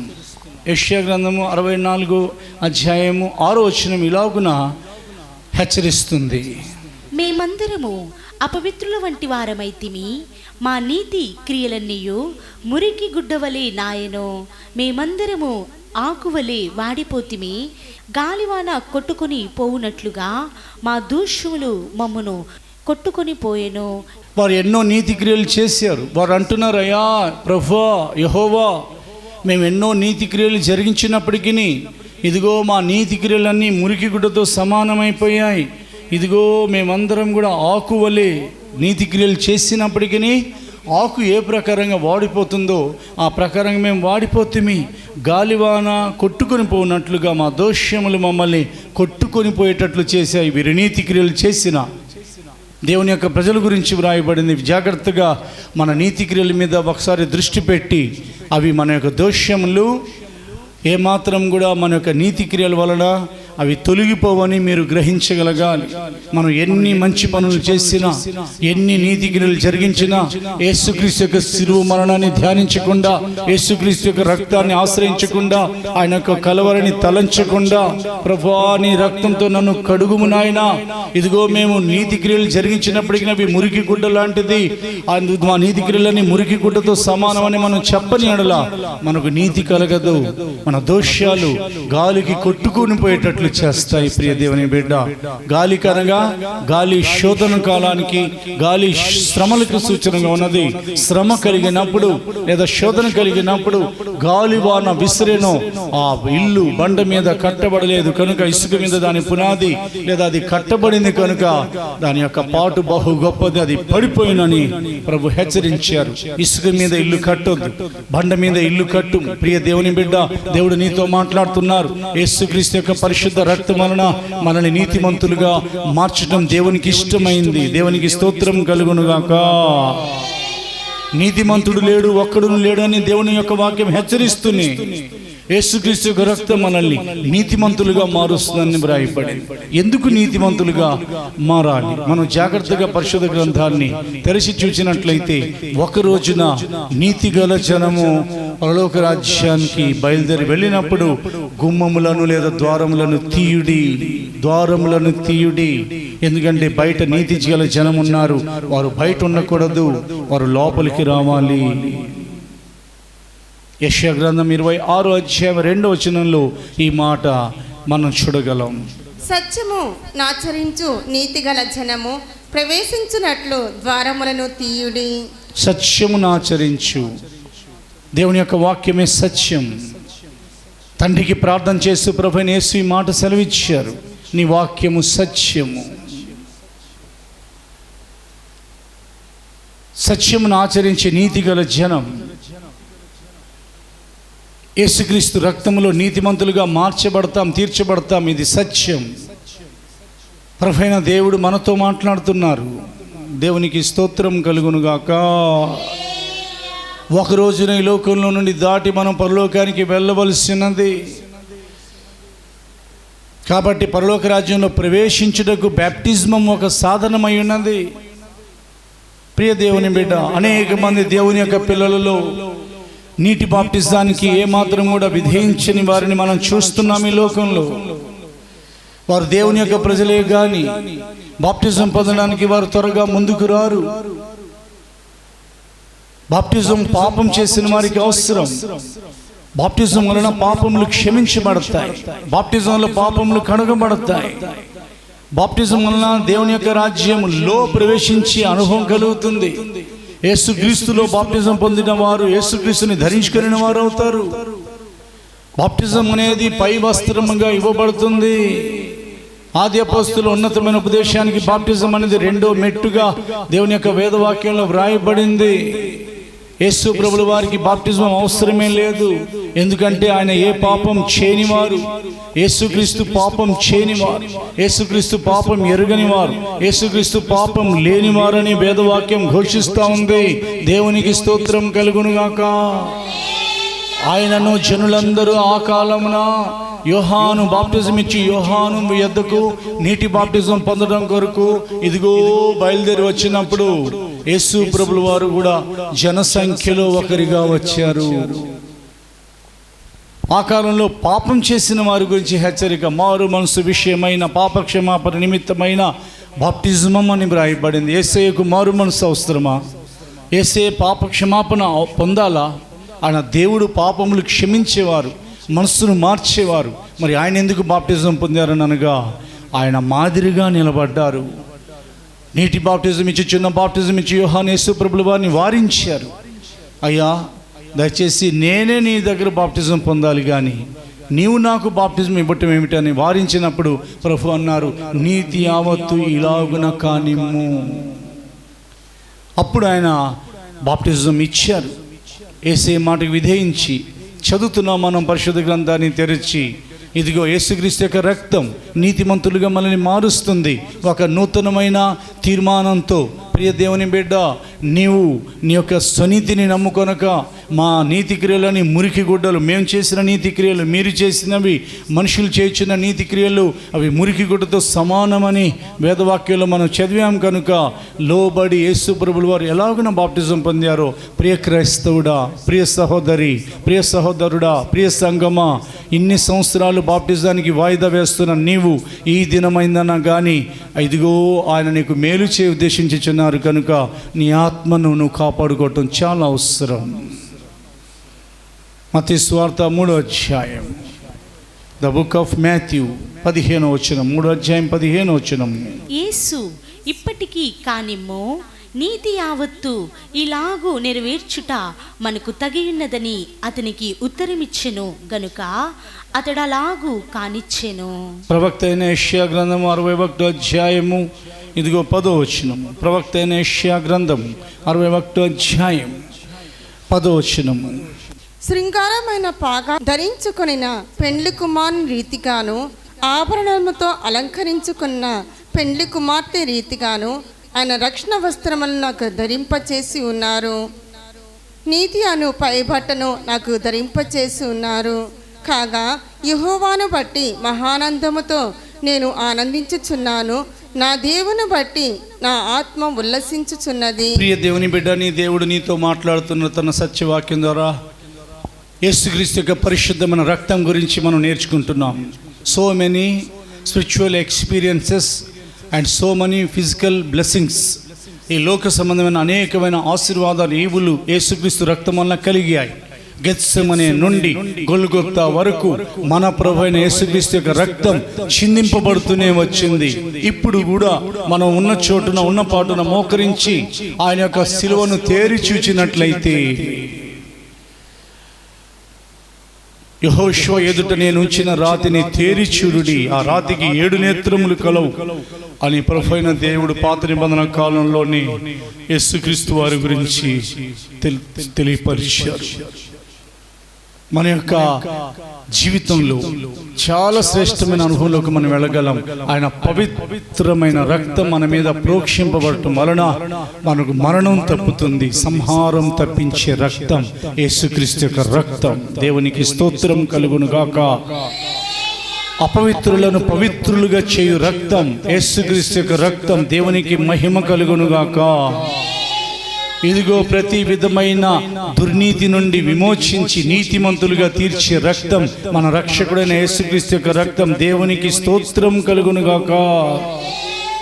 దీంతో పాటు 4వ అనుభవం మనం చూసి ఈ రోజు వరకు మనం దేవుని యొక్క వేదవాక్యాన్ని ప్రభునందు సంపూర్ణం చేయబోతున్నాం. యేసుక్రీస్తు యొక్క పరిశుద్ధమైన రక్తం మాట్లాడుతుంది. హేబేలు రక్తమే మాట్లాడింది. హేబేలు కంటే శ్రేష్టమైన పలుకు రక్షణమని రాయబడింది. ది బ్లడ్ విచ్ స్పీకెత్ అని ఇంగ్లీష్ ట్రాన్స్లేషన్స్ రాయబడింది. ఆయన పరిశుద్ధమైన రక్తానికి మాట్లాడే స్వభావం ఉన్నది. ఆయన రక్తం మొరపెడుతుంది, మాట్లాడే రక్తం అది. హెబ్రీయులకు రాయబడిన పత్రిక మన తరపున మాట్లాడే ఇదిగో ఒక న్యాయవాది, ఒక అడ్వకేట్ మనకు అవసరం. హెబ్రీయులకు రాయబడిన పత్రిక 12:24 క్రొత్త నిబంధనకు మధ్యవర్తి అయిన యేసునొద్దకును హేబేలు కంటే మరి శ్రేష్టముగా పలుకు ప్రోక్షణ రక్తమునకును మీరు వచ్చి ఉన్నారు. పలుకు ప్రోక్షణ రక్తం, ఆయన యొక్క రక్తంలో పలికే అనుభవం మనం చూస్తున్నాం. పలుకుతుంది అంటే స్పీకెత్, మాట్లాడే రక్తం. రక్తం మాట్లాడుతుందా? మాట్లాడుతుంది. ఎవరితో మాట్లాడుతుంది? తండ్రి అయిన దేవునితో మాట్లాడుతుంది. ఆ మాటల్లో ప్రార్థన ఉంది. యేసుక్రీస్తు యొక్క రక్తపు మాట్లాడే మాటల్లో విజ్ఞాపన ఉన్నది, యాచన ఉన్నది, ప్రతిమలాడుకొనుట ఉన్నది. హేబేలు యొక్క రక్తం కూడా మొరపెడతా ఉంటే నేలలో వాస్తవానికి రక్తం చిందింపబడిన తర్వాత ఏమవుతుంది? మట్టి అనుకోండి, మట్టి పీల్చేస్తుంది దాన్ని. నేల అనుకోండి, చాలా తొందరగా అది ఎండిపోతుంది. గడ్డలు గడ్డలుగా, ముద్దలు ముద్దలుగా ఉండి ఎండిపోతుంది. హేబేల్ని కయీను చంపేశాడు. కయీను వెళ్ళిపోయాడు.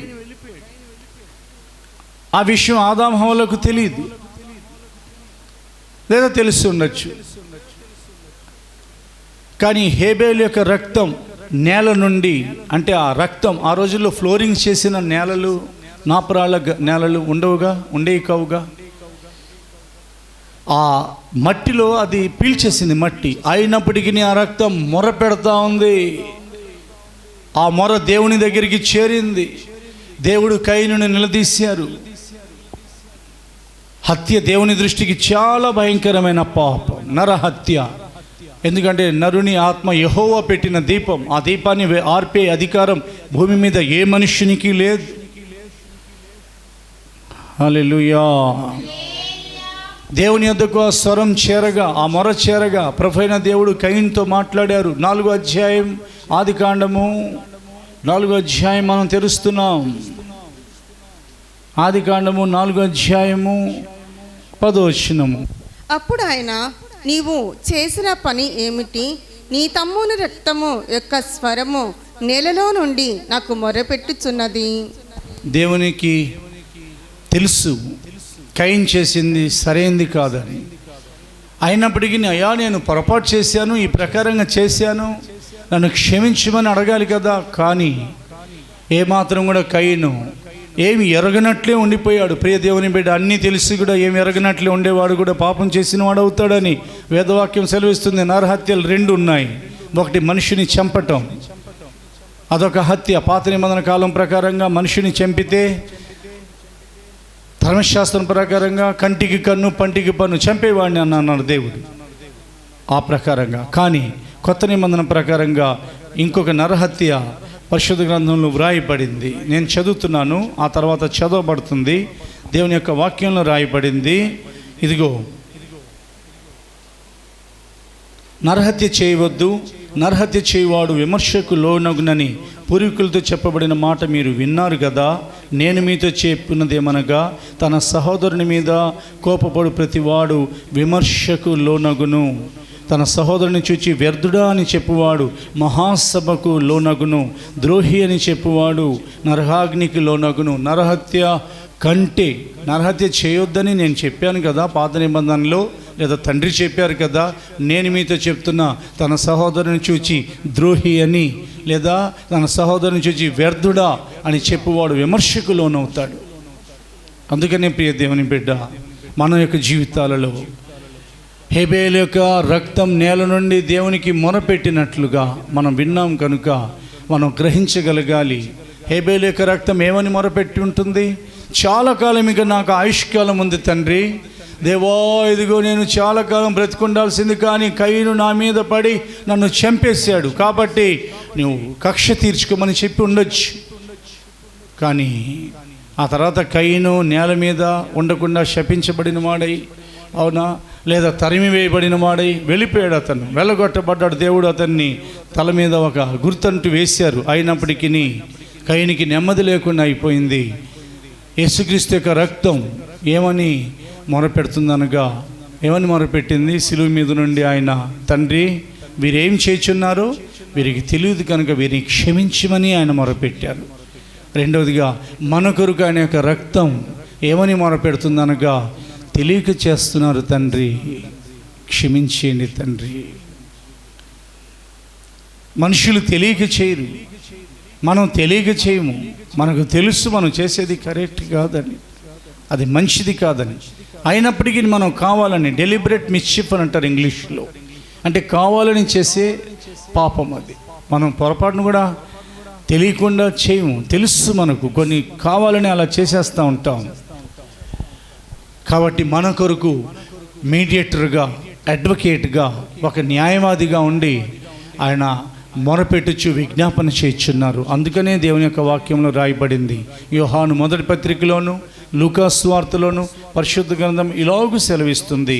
యోహాను మొదటి పత్రిక 2వ అధ్యాయము 1వ వచనం మనం చదువుతున్నాం, 2వ వచనం కూడా మనం చదువుతున్నాం. నా చిన్నపిల్లలారా, మీరు పాపము చేయకుండుటకై ఈ సంగతులను మీకు వ్రాయుచున్నాను.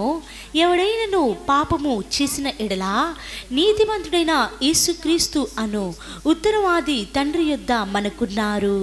ఆయనే మన పాపములకు శాంతికరమై ఉన్నారు. మన పాపములకు మాత్రమే కాదు, సర్వలోకమునకు శాంతికరమై ఉన్నారు. 4వదిగా చదువుతాం. 4వది ఫుట్ నోట్స్లో ప్రాయశ్చిత్తమై ఉన్నారు. ఈ ప్రకారంగా ఎవరైనా పాపం చేసిన ఎడల ఒక న్యాయాధిపతి మనకున్నారు.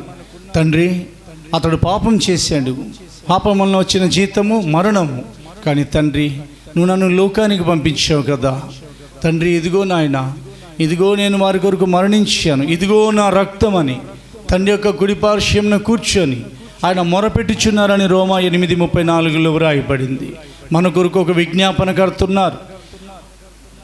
ఎవరైనా మనలో పాపం చేసినట్లయితే వెంటనే మరణాన్ని ఇదిగో దాటుకుంటూ యేసు ప్రభు యొక్క ప్రాణత్యాగాన్ని సమీపించి, ప్రభువా ఈ పాపం వల్ల నాకు ఏ శిక్ష రాకూడదు నాయన, ఇక నేను పాపం చేయనని తీర్మానం చేసి, పాపం చేస్తూ ఆయన రక్తాన్ని ఆశ్రయిస్తూ, మళ్ళా పాపం చేస్తూ, పొరపాటు చేస్తూ, మనలా ప్రభువా నన్ను క్షమించమని అడగటం అనేది దేవుణ్ణి శోధించడం తప్ప మరేది కాదు.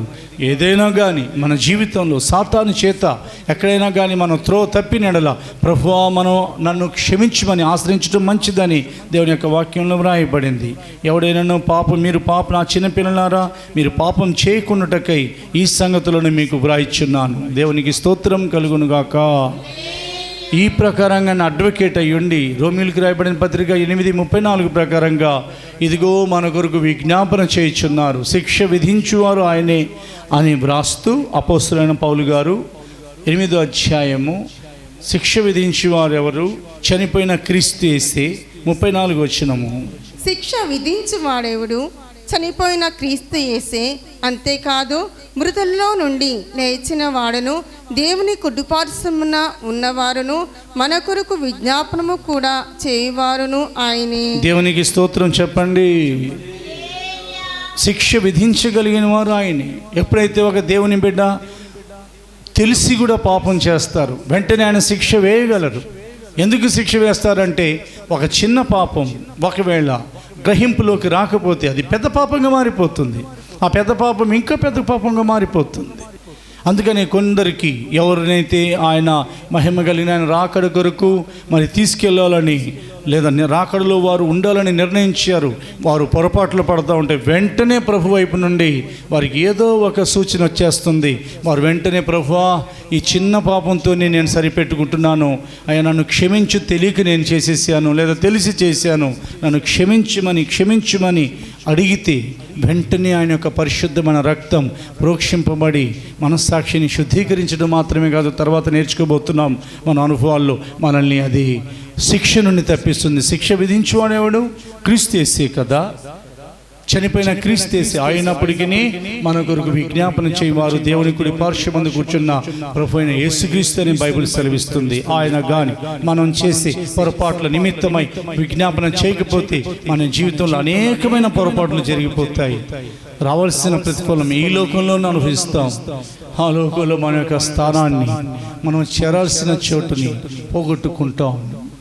యూదా ఇస్కరియోతు తాను చేరాల్సిన చోటుని పోగొట్టుకున్నాడని బైబిల్ హెచ్చరిస్తుంది. అతను కూడా అపోస్తులలో 12 వ్యక్తిగా ఎన్నిక చేయబడ్డాడు, లేదా ఒక అపోస్తులుడిగా తాను వెళ్ళాల్సిన చోటును అతను పోగొట్టుకున్నాడు. అందుకనే ప్రియ దేవుని బిడ్డ, ఆయన యొక్క రక్తం మాట్లాడుతుంది. కృతజ్ఞత కలిగి ఉండండి. మన పక్షంగా మాట్లాడే ఒక పరలోకపు లాయర్ గారు ఉన్నారు. దేవునికి స్తోత్రం కలుగునుగాక. ఈ సంవత్సరం కూడా ఉండనిచ్చారు. కరోనాతో పలు విధ శోధనలో చిక్కుపడిపోయిన వారు, పాపం చేత, న్యాయం చేత జీవిస్తున్న వారు ఎలాగ రాలిపోతున్నా కానీ ఈ 2020 సంవత్సరంలో 6వ నెలలో కూడా, రాబోయే 7వ నెల నుండి మళ్ళీ 12వ నెల వరకు కూడా, రాబోయే కాలాల వరకు కూడా ఆయన వేడుకుంటూ 13వ అధ్యాయం లూకా సువార్త 8వ వచనం ప్రకారంగా మనల్ని భూమి మీద ఆయన సజీవులుగా కాపాడుతున్నారు, సజీవుల సంఖ్యలో ఉంచారు. మనల్ని కొరకు ఆయన విజ్ఞాపన చేయడాన్ని బట్టి మనం అనబడిన ఈ చెట్టు, నీవు అనబడిన చెట్టు కొట్టివేయబడకుండా ఇంకా తన స్థానంలో నిల్చున్నది. లూకా సువార్త 13వ అధ్యాయం 8వ వచనం చదువుతున్నాం. అయితే వాడు, అయ్యా, నేను దాని చుట్టూ త్రవ్వి ఎరువు వేయమట్టుకు ఈ సంవత్సరము కూడా ఉండనిమ్ము, అది ఫలించినా సరి, లేని ఎడల వేయమని అతనితో చెప్పాను.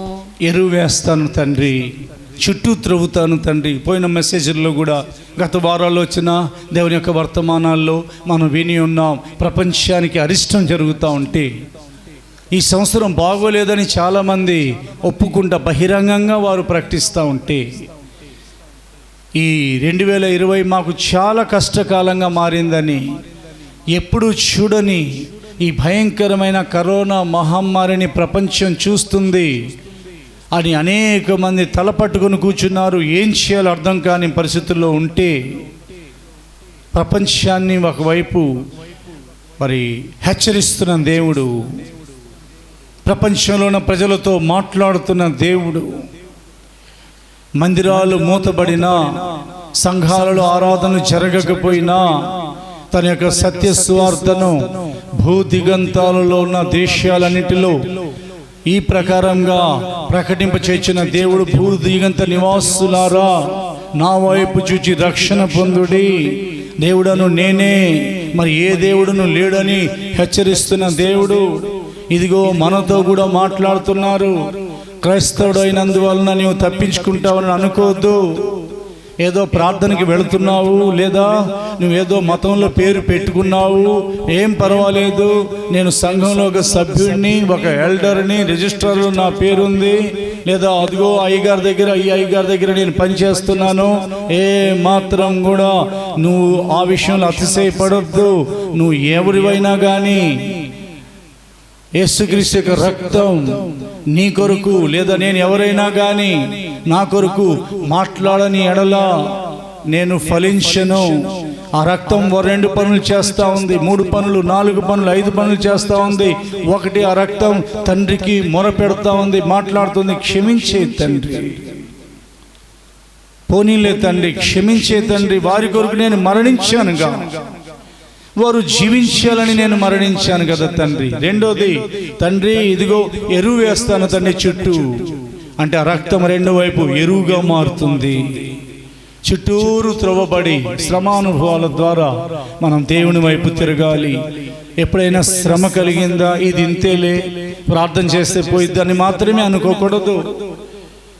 దావీదుకు కలిగిన శ్రమలలో అని వ్రాయబడింది బైబిల్లో. శ్రమ కలిగినప్పుడు దావీదు మారిపోయాడు. ప్రపంచానికి నష్టం జరుగుతున్నప్పుడు ప్రజలు మారాలి. దాంతోపాటు వాక్యం ఎరిగిన పరిశుద్ధులని పిలువబడుతున్న దేవుని బిడ్డలు మారాలి. పాపంతో రాజీ లేకుండా జీవించాలి. పాపిని మాత్రమే ఆయన ప్రేమించాడని నువ్వు తెలుసుకోవాలి. ప్రియ దేవుని బిడ్డ, ప్రియ సంఘస్థుడా, సంఘస్థురాల, సంగమా, పాపంతో ఆయన రాజీ లేని దేవుడు. పాపితోనే రాజీ పడి పక్కన కూర్చొని భోంచేశాడు పాపులతో, సుంకరులతో. వారి జీవితాల్లో వారు పాపమును విడిచి తన యొద్దకు వస్తారనే గాని పాపం చేస్తూ జీవించడానికి కాదు. ఇది రాజీ లేని వాక్యం. నువ్వు విన్నా సరే, వినకపోయినా సరే, నువ్వు అంగీకరించినా సరే, అంగీకరించకపోయినా సరే, నీ జీవితంలో ఎలాంటి పాపం చేరినా గాని దానిని దేవుడు సహించలేదు. అది పెరగకుండా జాగ్రత్త పడు. ఒకవేళ శరీరంలో ఏ భాగంలో అయినా కానీ ఇన్ఫెక్షన్ వచ్చిందంటే, కాలుకి ముళ్ళు గుచ్చుకుందనంటే, ఆ ముళ్ళు వలన చీము వచ్చిందంటే, ఒక పుండు పడిందనంటే, ఆ చీము అక్కడితోనే ఉండిపోతుందా? వెంటనే వైద్యుడి దగ్గరికి, డాక్టర్ దగ్గరికి వెళ్ళి వాళ్ళు కోయించి, మనుషులు ఏం చేస్తారు, దానికి వెంటనే చీమంతా వైద్యుడు పిండేస్తాడు, డాక్టర్ గారు పిండి అక్కడ మందేస్తారు, ఇంజెక్షన్స్, టెట్టాక్ ఇంజెక్షన్స్, యాంటీబయాటిక్లు ఇస్తారు. ఎందుకనంటే పైకి అది పాకకుండా ఉండాలని. పాపం ఇదిగో రోగం కంటే ఎక్కువగా త్వరగా పాకుతుందని నీకు తెలుసా? క్రియల్లో ఉన్న పాపం చూపులోకి వెళ్ళిపోతుంది, చూపులో ఉన్న పాపం తలంపులోకి వెళ్తుంది, తలంపులో ఉన్న పాపం వినికిడిలోకి వెళ్తుంది, ఈ పాపం ఆత్మలో చేరుతుంది. ప్రాణాత్మ శరీరాలు పాపం వల్ల చచ్చుబడిపోతాయి. పక్షవాయు వచ్చిన రోగి ఏ ప్రకారంగా చచ్చుబడిపోయి కదలని స్థితిలో పడిపోయి ఉంటాడో ఆ ప్రకారంగా పడిపోయేటట్లు చేస్తాయి. కానీ మనం పడిపోకుండా ఆ రక్తం మొరపెడతాం. దేవునికి స్తోత్రం కలుగును గాక. ఆ రక్తం మన అవయవాలు చచ్చుబడిపోకుండా, మన ప్రాణంలో చచ్చుబడే అనుభవం రాకుండా, మన శరీరాలు చచ్చుబడిపోకుండా, మన ఆత్మలు చనిపోకుండా, తండ్రి ఇదిగో నేను చిందింపబడ్డానయ్యా, గెత్సేమనే నుండి గొల్గొతా వరకు, తల నుండి అరికాలు వరకు నా రక్తం చిందించేటప్పుడు నేను ఎంత శోధన, ఎంత వేదన అనుభవించాను తండ్రి అని తండ్రికి మొరపెడతా ఉంటే, తండ్రి ఆ రక్తాన్ని చూచి ఏ ప్రకారంగా ఐగుప్తులు దాటిపోయారు, ఆ ప్రకారంగా ఏ ప్రకారంగా తోటలో ఆ చెట్టు ఉండాలి, వద్దు ఈ సంవత్సరం కూడా ఉండనిమ్ము అని అంటున్నారు. అది ఫలించుట కొరకు ఈ 2020 కూడా ఇవ్వబడింది. రాబోయే కాలాలు కూడా ఇవ్వబడబోతున్నాయి. ఫలించండి, ఆత్మలో ఫలించండి, అన్ని విషయాలు ఫలించండి. మీ జీవితాలు ఫలించాలని దేవుడు తన కుమారుని లోకానికి పంపించారు. శిలువ మీద ఆయన యొక్క శరీరం ఇదిగో పెనం మీద వేసిన ఒక రొట్టె ఏ ప్రకారంగా ఎండిపోతుందో, లేదా అది మాడిపోయి కాలిపోతుందో, యేసుక్రీస్తు యొక్క శరీరం శిలువ మీద ఆ ప్రకారంగా ఎండిపోయింది. రక్తమంతా చిందింపబడింది. ఉదయం 9 గంటల నుండి మధ్యాహ్నం 3 గంటల వరకు, అనగా 6 గంటల సేపు తులువల మధ్యలో, దొంగల మధ్యలో శాపగ్రాహిగా ఆయన ఎండలో అలాగున వేలాడుతూ ఉన్నాడు. అరికాల నుండి నడినెత్తి వరకు గాయాలే. ఒక విధంగా చూస్తే ఆయన శరీరం ఎండిపోయింది. దేని కొరకంటే మనం ఫలించాలని, మనుషులందరూ ఫలించాలని. ప్రభునందు నేను ఈ మాటల్ని సంపూర్ణం చేస్తూ మిగిలిన భాగాన్ని వచ్చే 21వ తారీఖు ఆదివారం, జూన్ నెల 21వ తారీఖు మనం వినడం కొరకు సిద్ధపడదాం. అయితే రెండో భాగం మనం వినే ముందు ఈ మొదటి భాగంలో ఒక తీర్మానం చేయడానికి మోకరిద్దాం. దేవుడు మన వినికిడిలో తన అమూల్యమైన మాటలను ఆశీర్వదించి మిమ్మల్ని నన్ను మనందరినీ కూడా ఆయన పరిశుద్ధ, ఆయన కుమారుడైన యేసుక్రీస్తు యొక్క పరిశుద్ధమైన రక్తపు కోటలోనికి నడిపించుదురుగాక. మోకరించనున్న పాటున ప్రభువైన దేవుడు మీతో మాట్లాడి ఉన్నారు. గెత్సేమనేలో ప్రారంభించబడిన ఆయన యొక్క బలియాగ ఎవరు కొట్టకుండానే గెత్సేమనేలో అనేక రక్తం చిందింపబడటం ప్రారంభించబడి గొల్గొతా వరకు ఆయనకు ఒక అమూల్యమైన రక్తం ధారలు ధారలుగా చిందింపబడతానే ఉంది. ఇక రక్తం లేదు, నీళ్లు మాత్రమే బయటకు వచ్చాయని విని ఉన్నాం. సిలువ దర్శనం నాకు కలగాలని దేవుణ్ణి అడుగుతావా? ఉండపాటున మోకరిస్తావా? నామకార్థంగా మోకరించావా నా చెల్లి?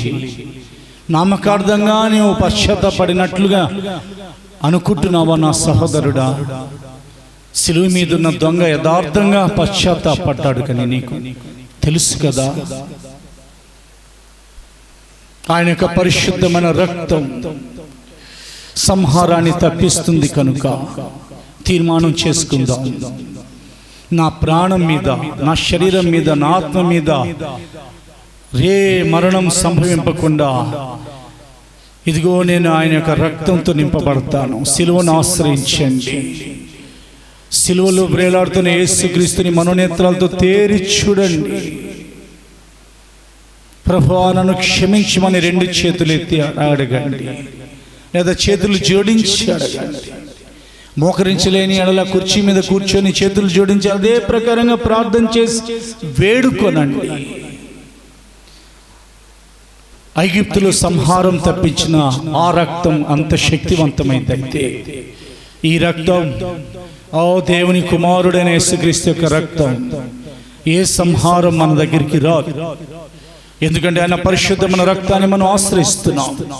కష్టకాలంలో ప్రజలు భయపడుతున్నారు, కానీ కలువరి నీడలో ఉన్న వారికి భయం లేదని ఆయన కలువరిలో నుండి మనల్ని పిలుచుచున్నారు.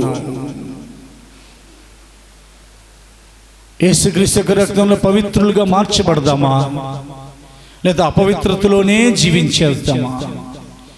సిలువ రక్తం వలన మనం పరిశుద్ధపరచబడుట కొరకే ఆయన యొక్క రక్తం మన కొరకు చిందింపబడిందని విశ్వసిస్తామా? పరిశుద్ధపరచబడిన వారికి పరలోకం కదా. స్వనీతి క్రియలను ఆధారం చేసుకుంటున్నామా?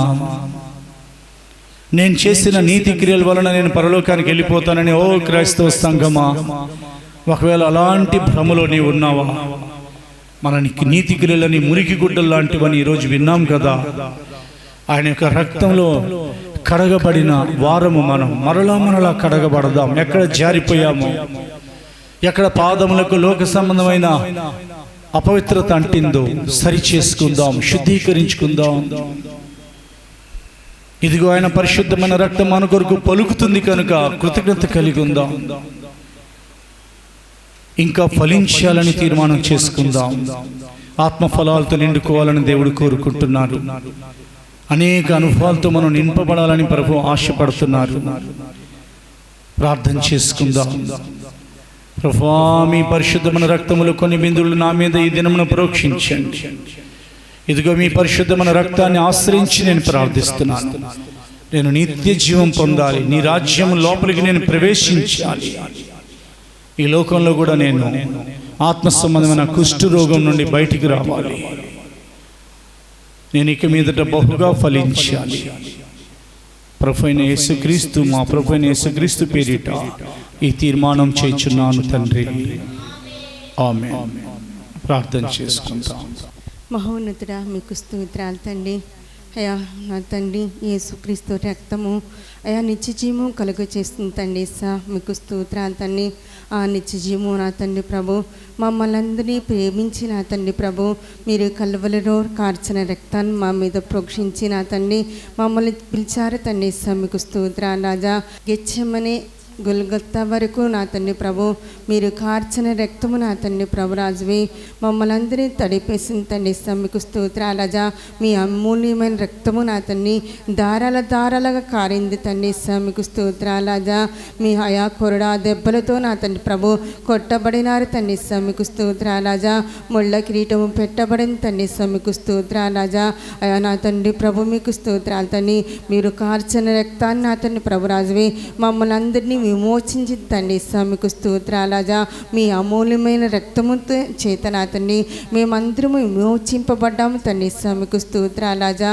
అయా మీ రక్తము నా తండ్రి ప్రభు ప్రతి ఒక్క బిడ్డని నా తండ్రి ప్రభు అయా చూచి నా తండ్రి ప్రభు అయా మారుటకు నా తండ్రి మీరు అయా కృపా ద్వారాలు తెరమని అడుక్కునొచ్చు నా తండ్రి మీకు స్తోత్రాలు తండ్రి మీ రక్తము నా తండ్రి ప్రభు రాజువే నీతిమంతులుగా తీర్చిదిద్దుతుంది తండ్రి మీకు స్తోత్రాలు రాజా.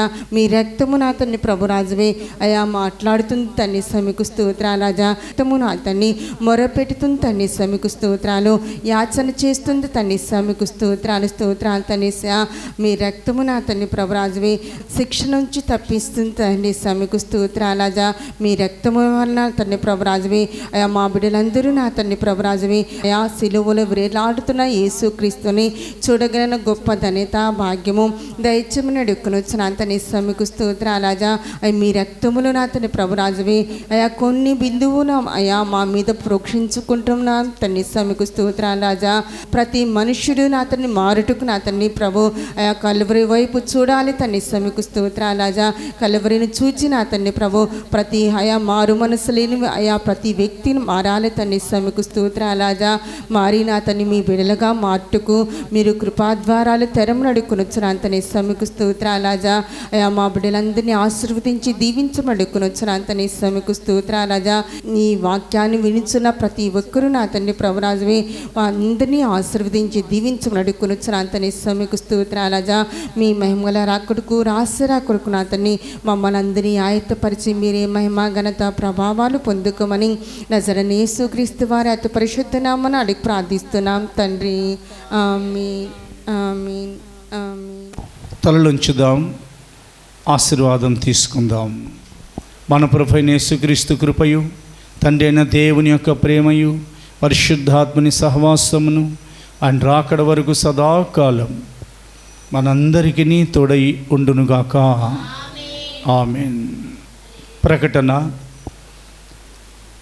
8వ తారీఖు నుండి మళ్ళా సంఘాలు ప్రారంభించబడతాయి, ప్రార్థన మందిరాలని మరి చాలామంది ప్రియులు ఎదురు చూస్తున్నారు.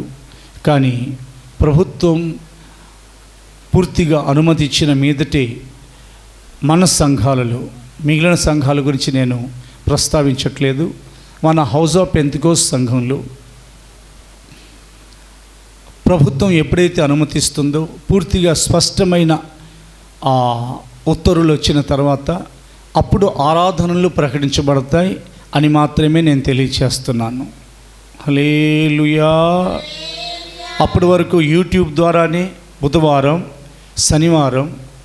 సాయంత్రం 7 గంటలకు, శనివారం సాయంత్రం 7 గంటలకు, అదే ప్రకారంగా ఆదివారం ఉదయం 9 గంటలకు ఈ సహవాస కూడికల్లో ప్రకటించబడే ఈ సత్యవాక్యాన్ని, ఉన్నతమైన ఉపదేశాన్ని విని అనుదినము మీ గృహాలలో కూడా డ్యూటీలు అయిపోయినాక, వ్యాపారాలు అయిపోయినాక, మరి ఆన్లైన్లో బిడ్డల చదువులు అయిపోయినాక దేవునితో ఎక్కువగా ముడిపడి ఉండండి. మరణాత ప్రభు వచ్చుచున్నారు. ఆయన రహస్య రాకల్లో మనందరినీ ఆయన తన ఎదుట నిలవబెట్టుదురుగాక. ఆమేన్.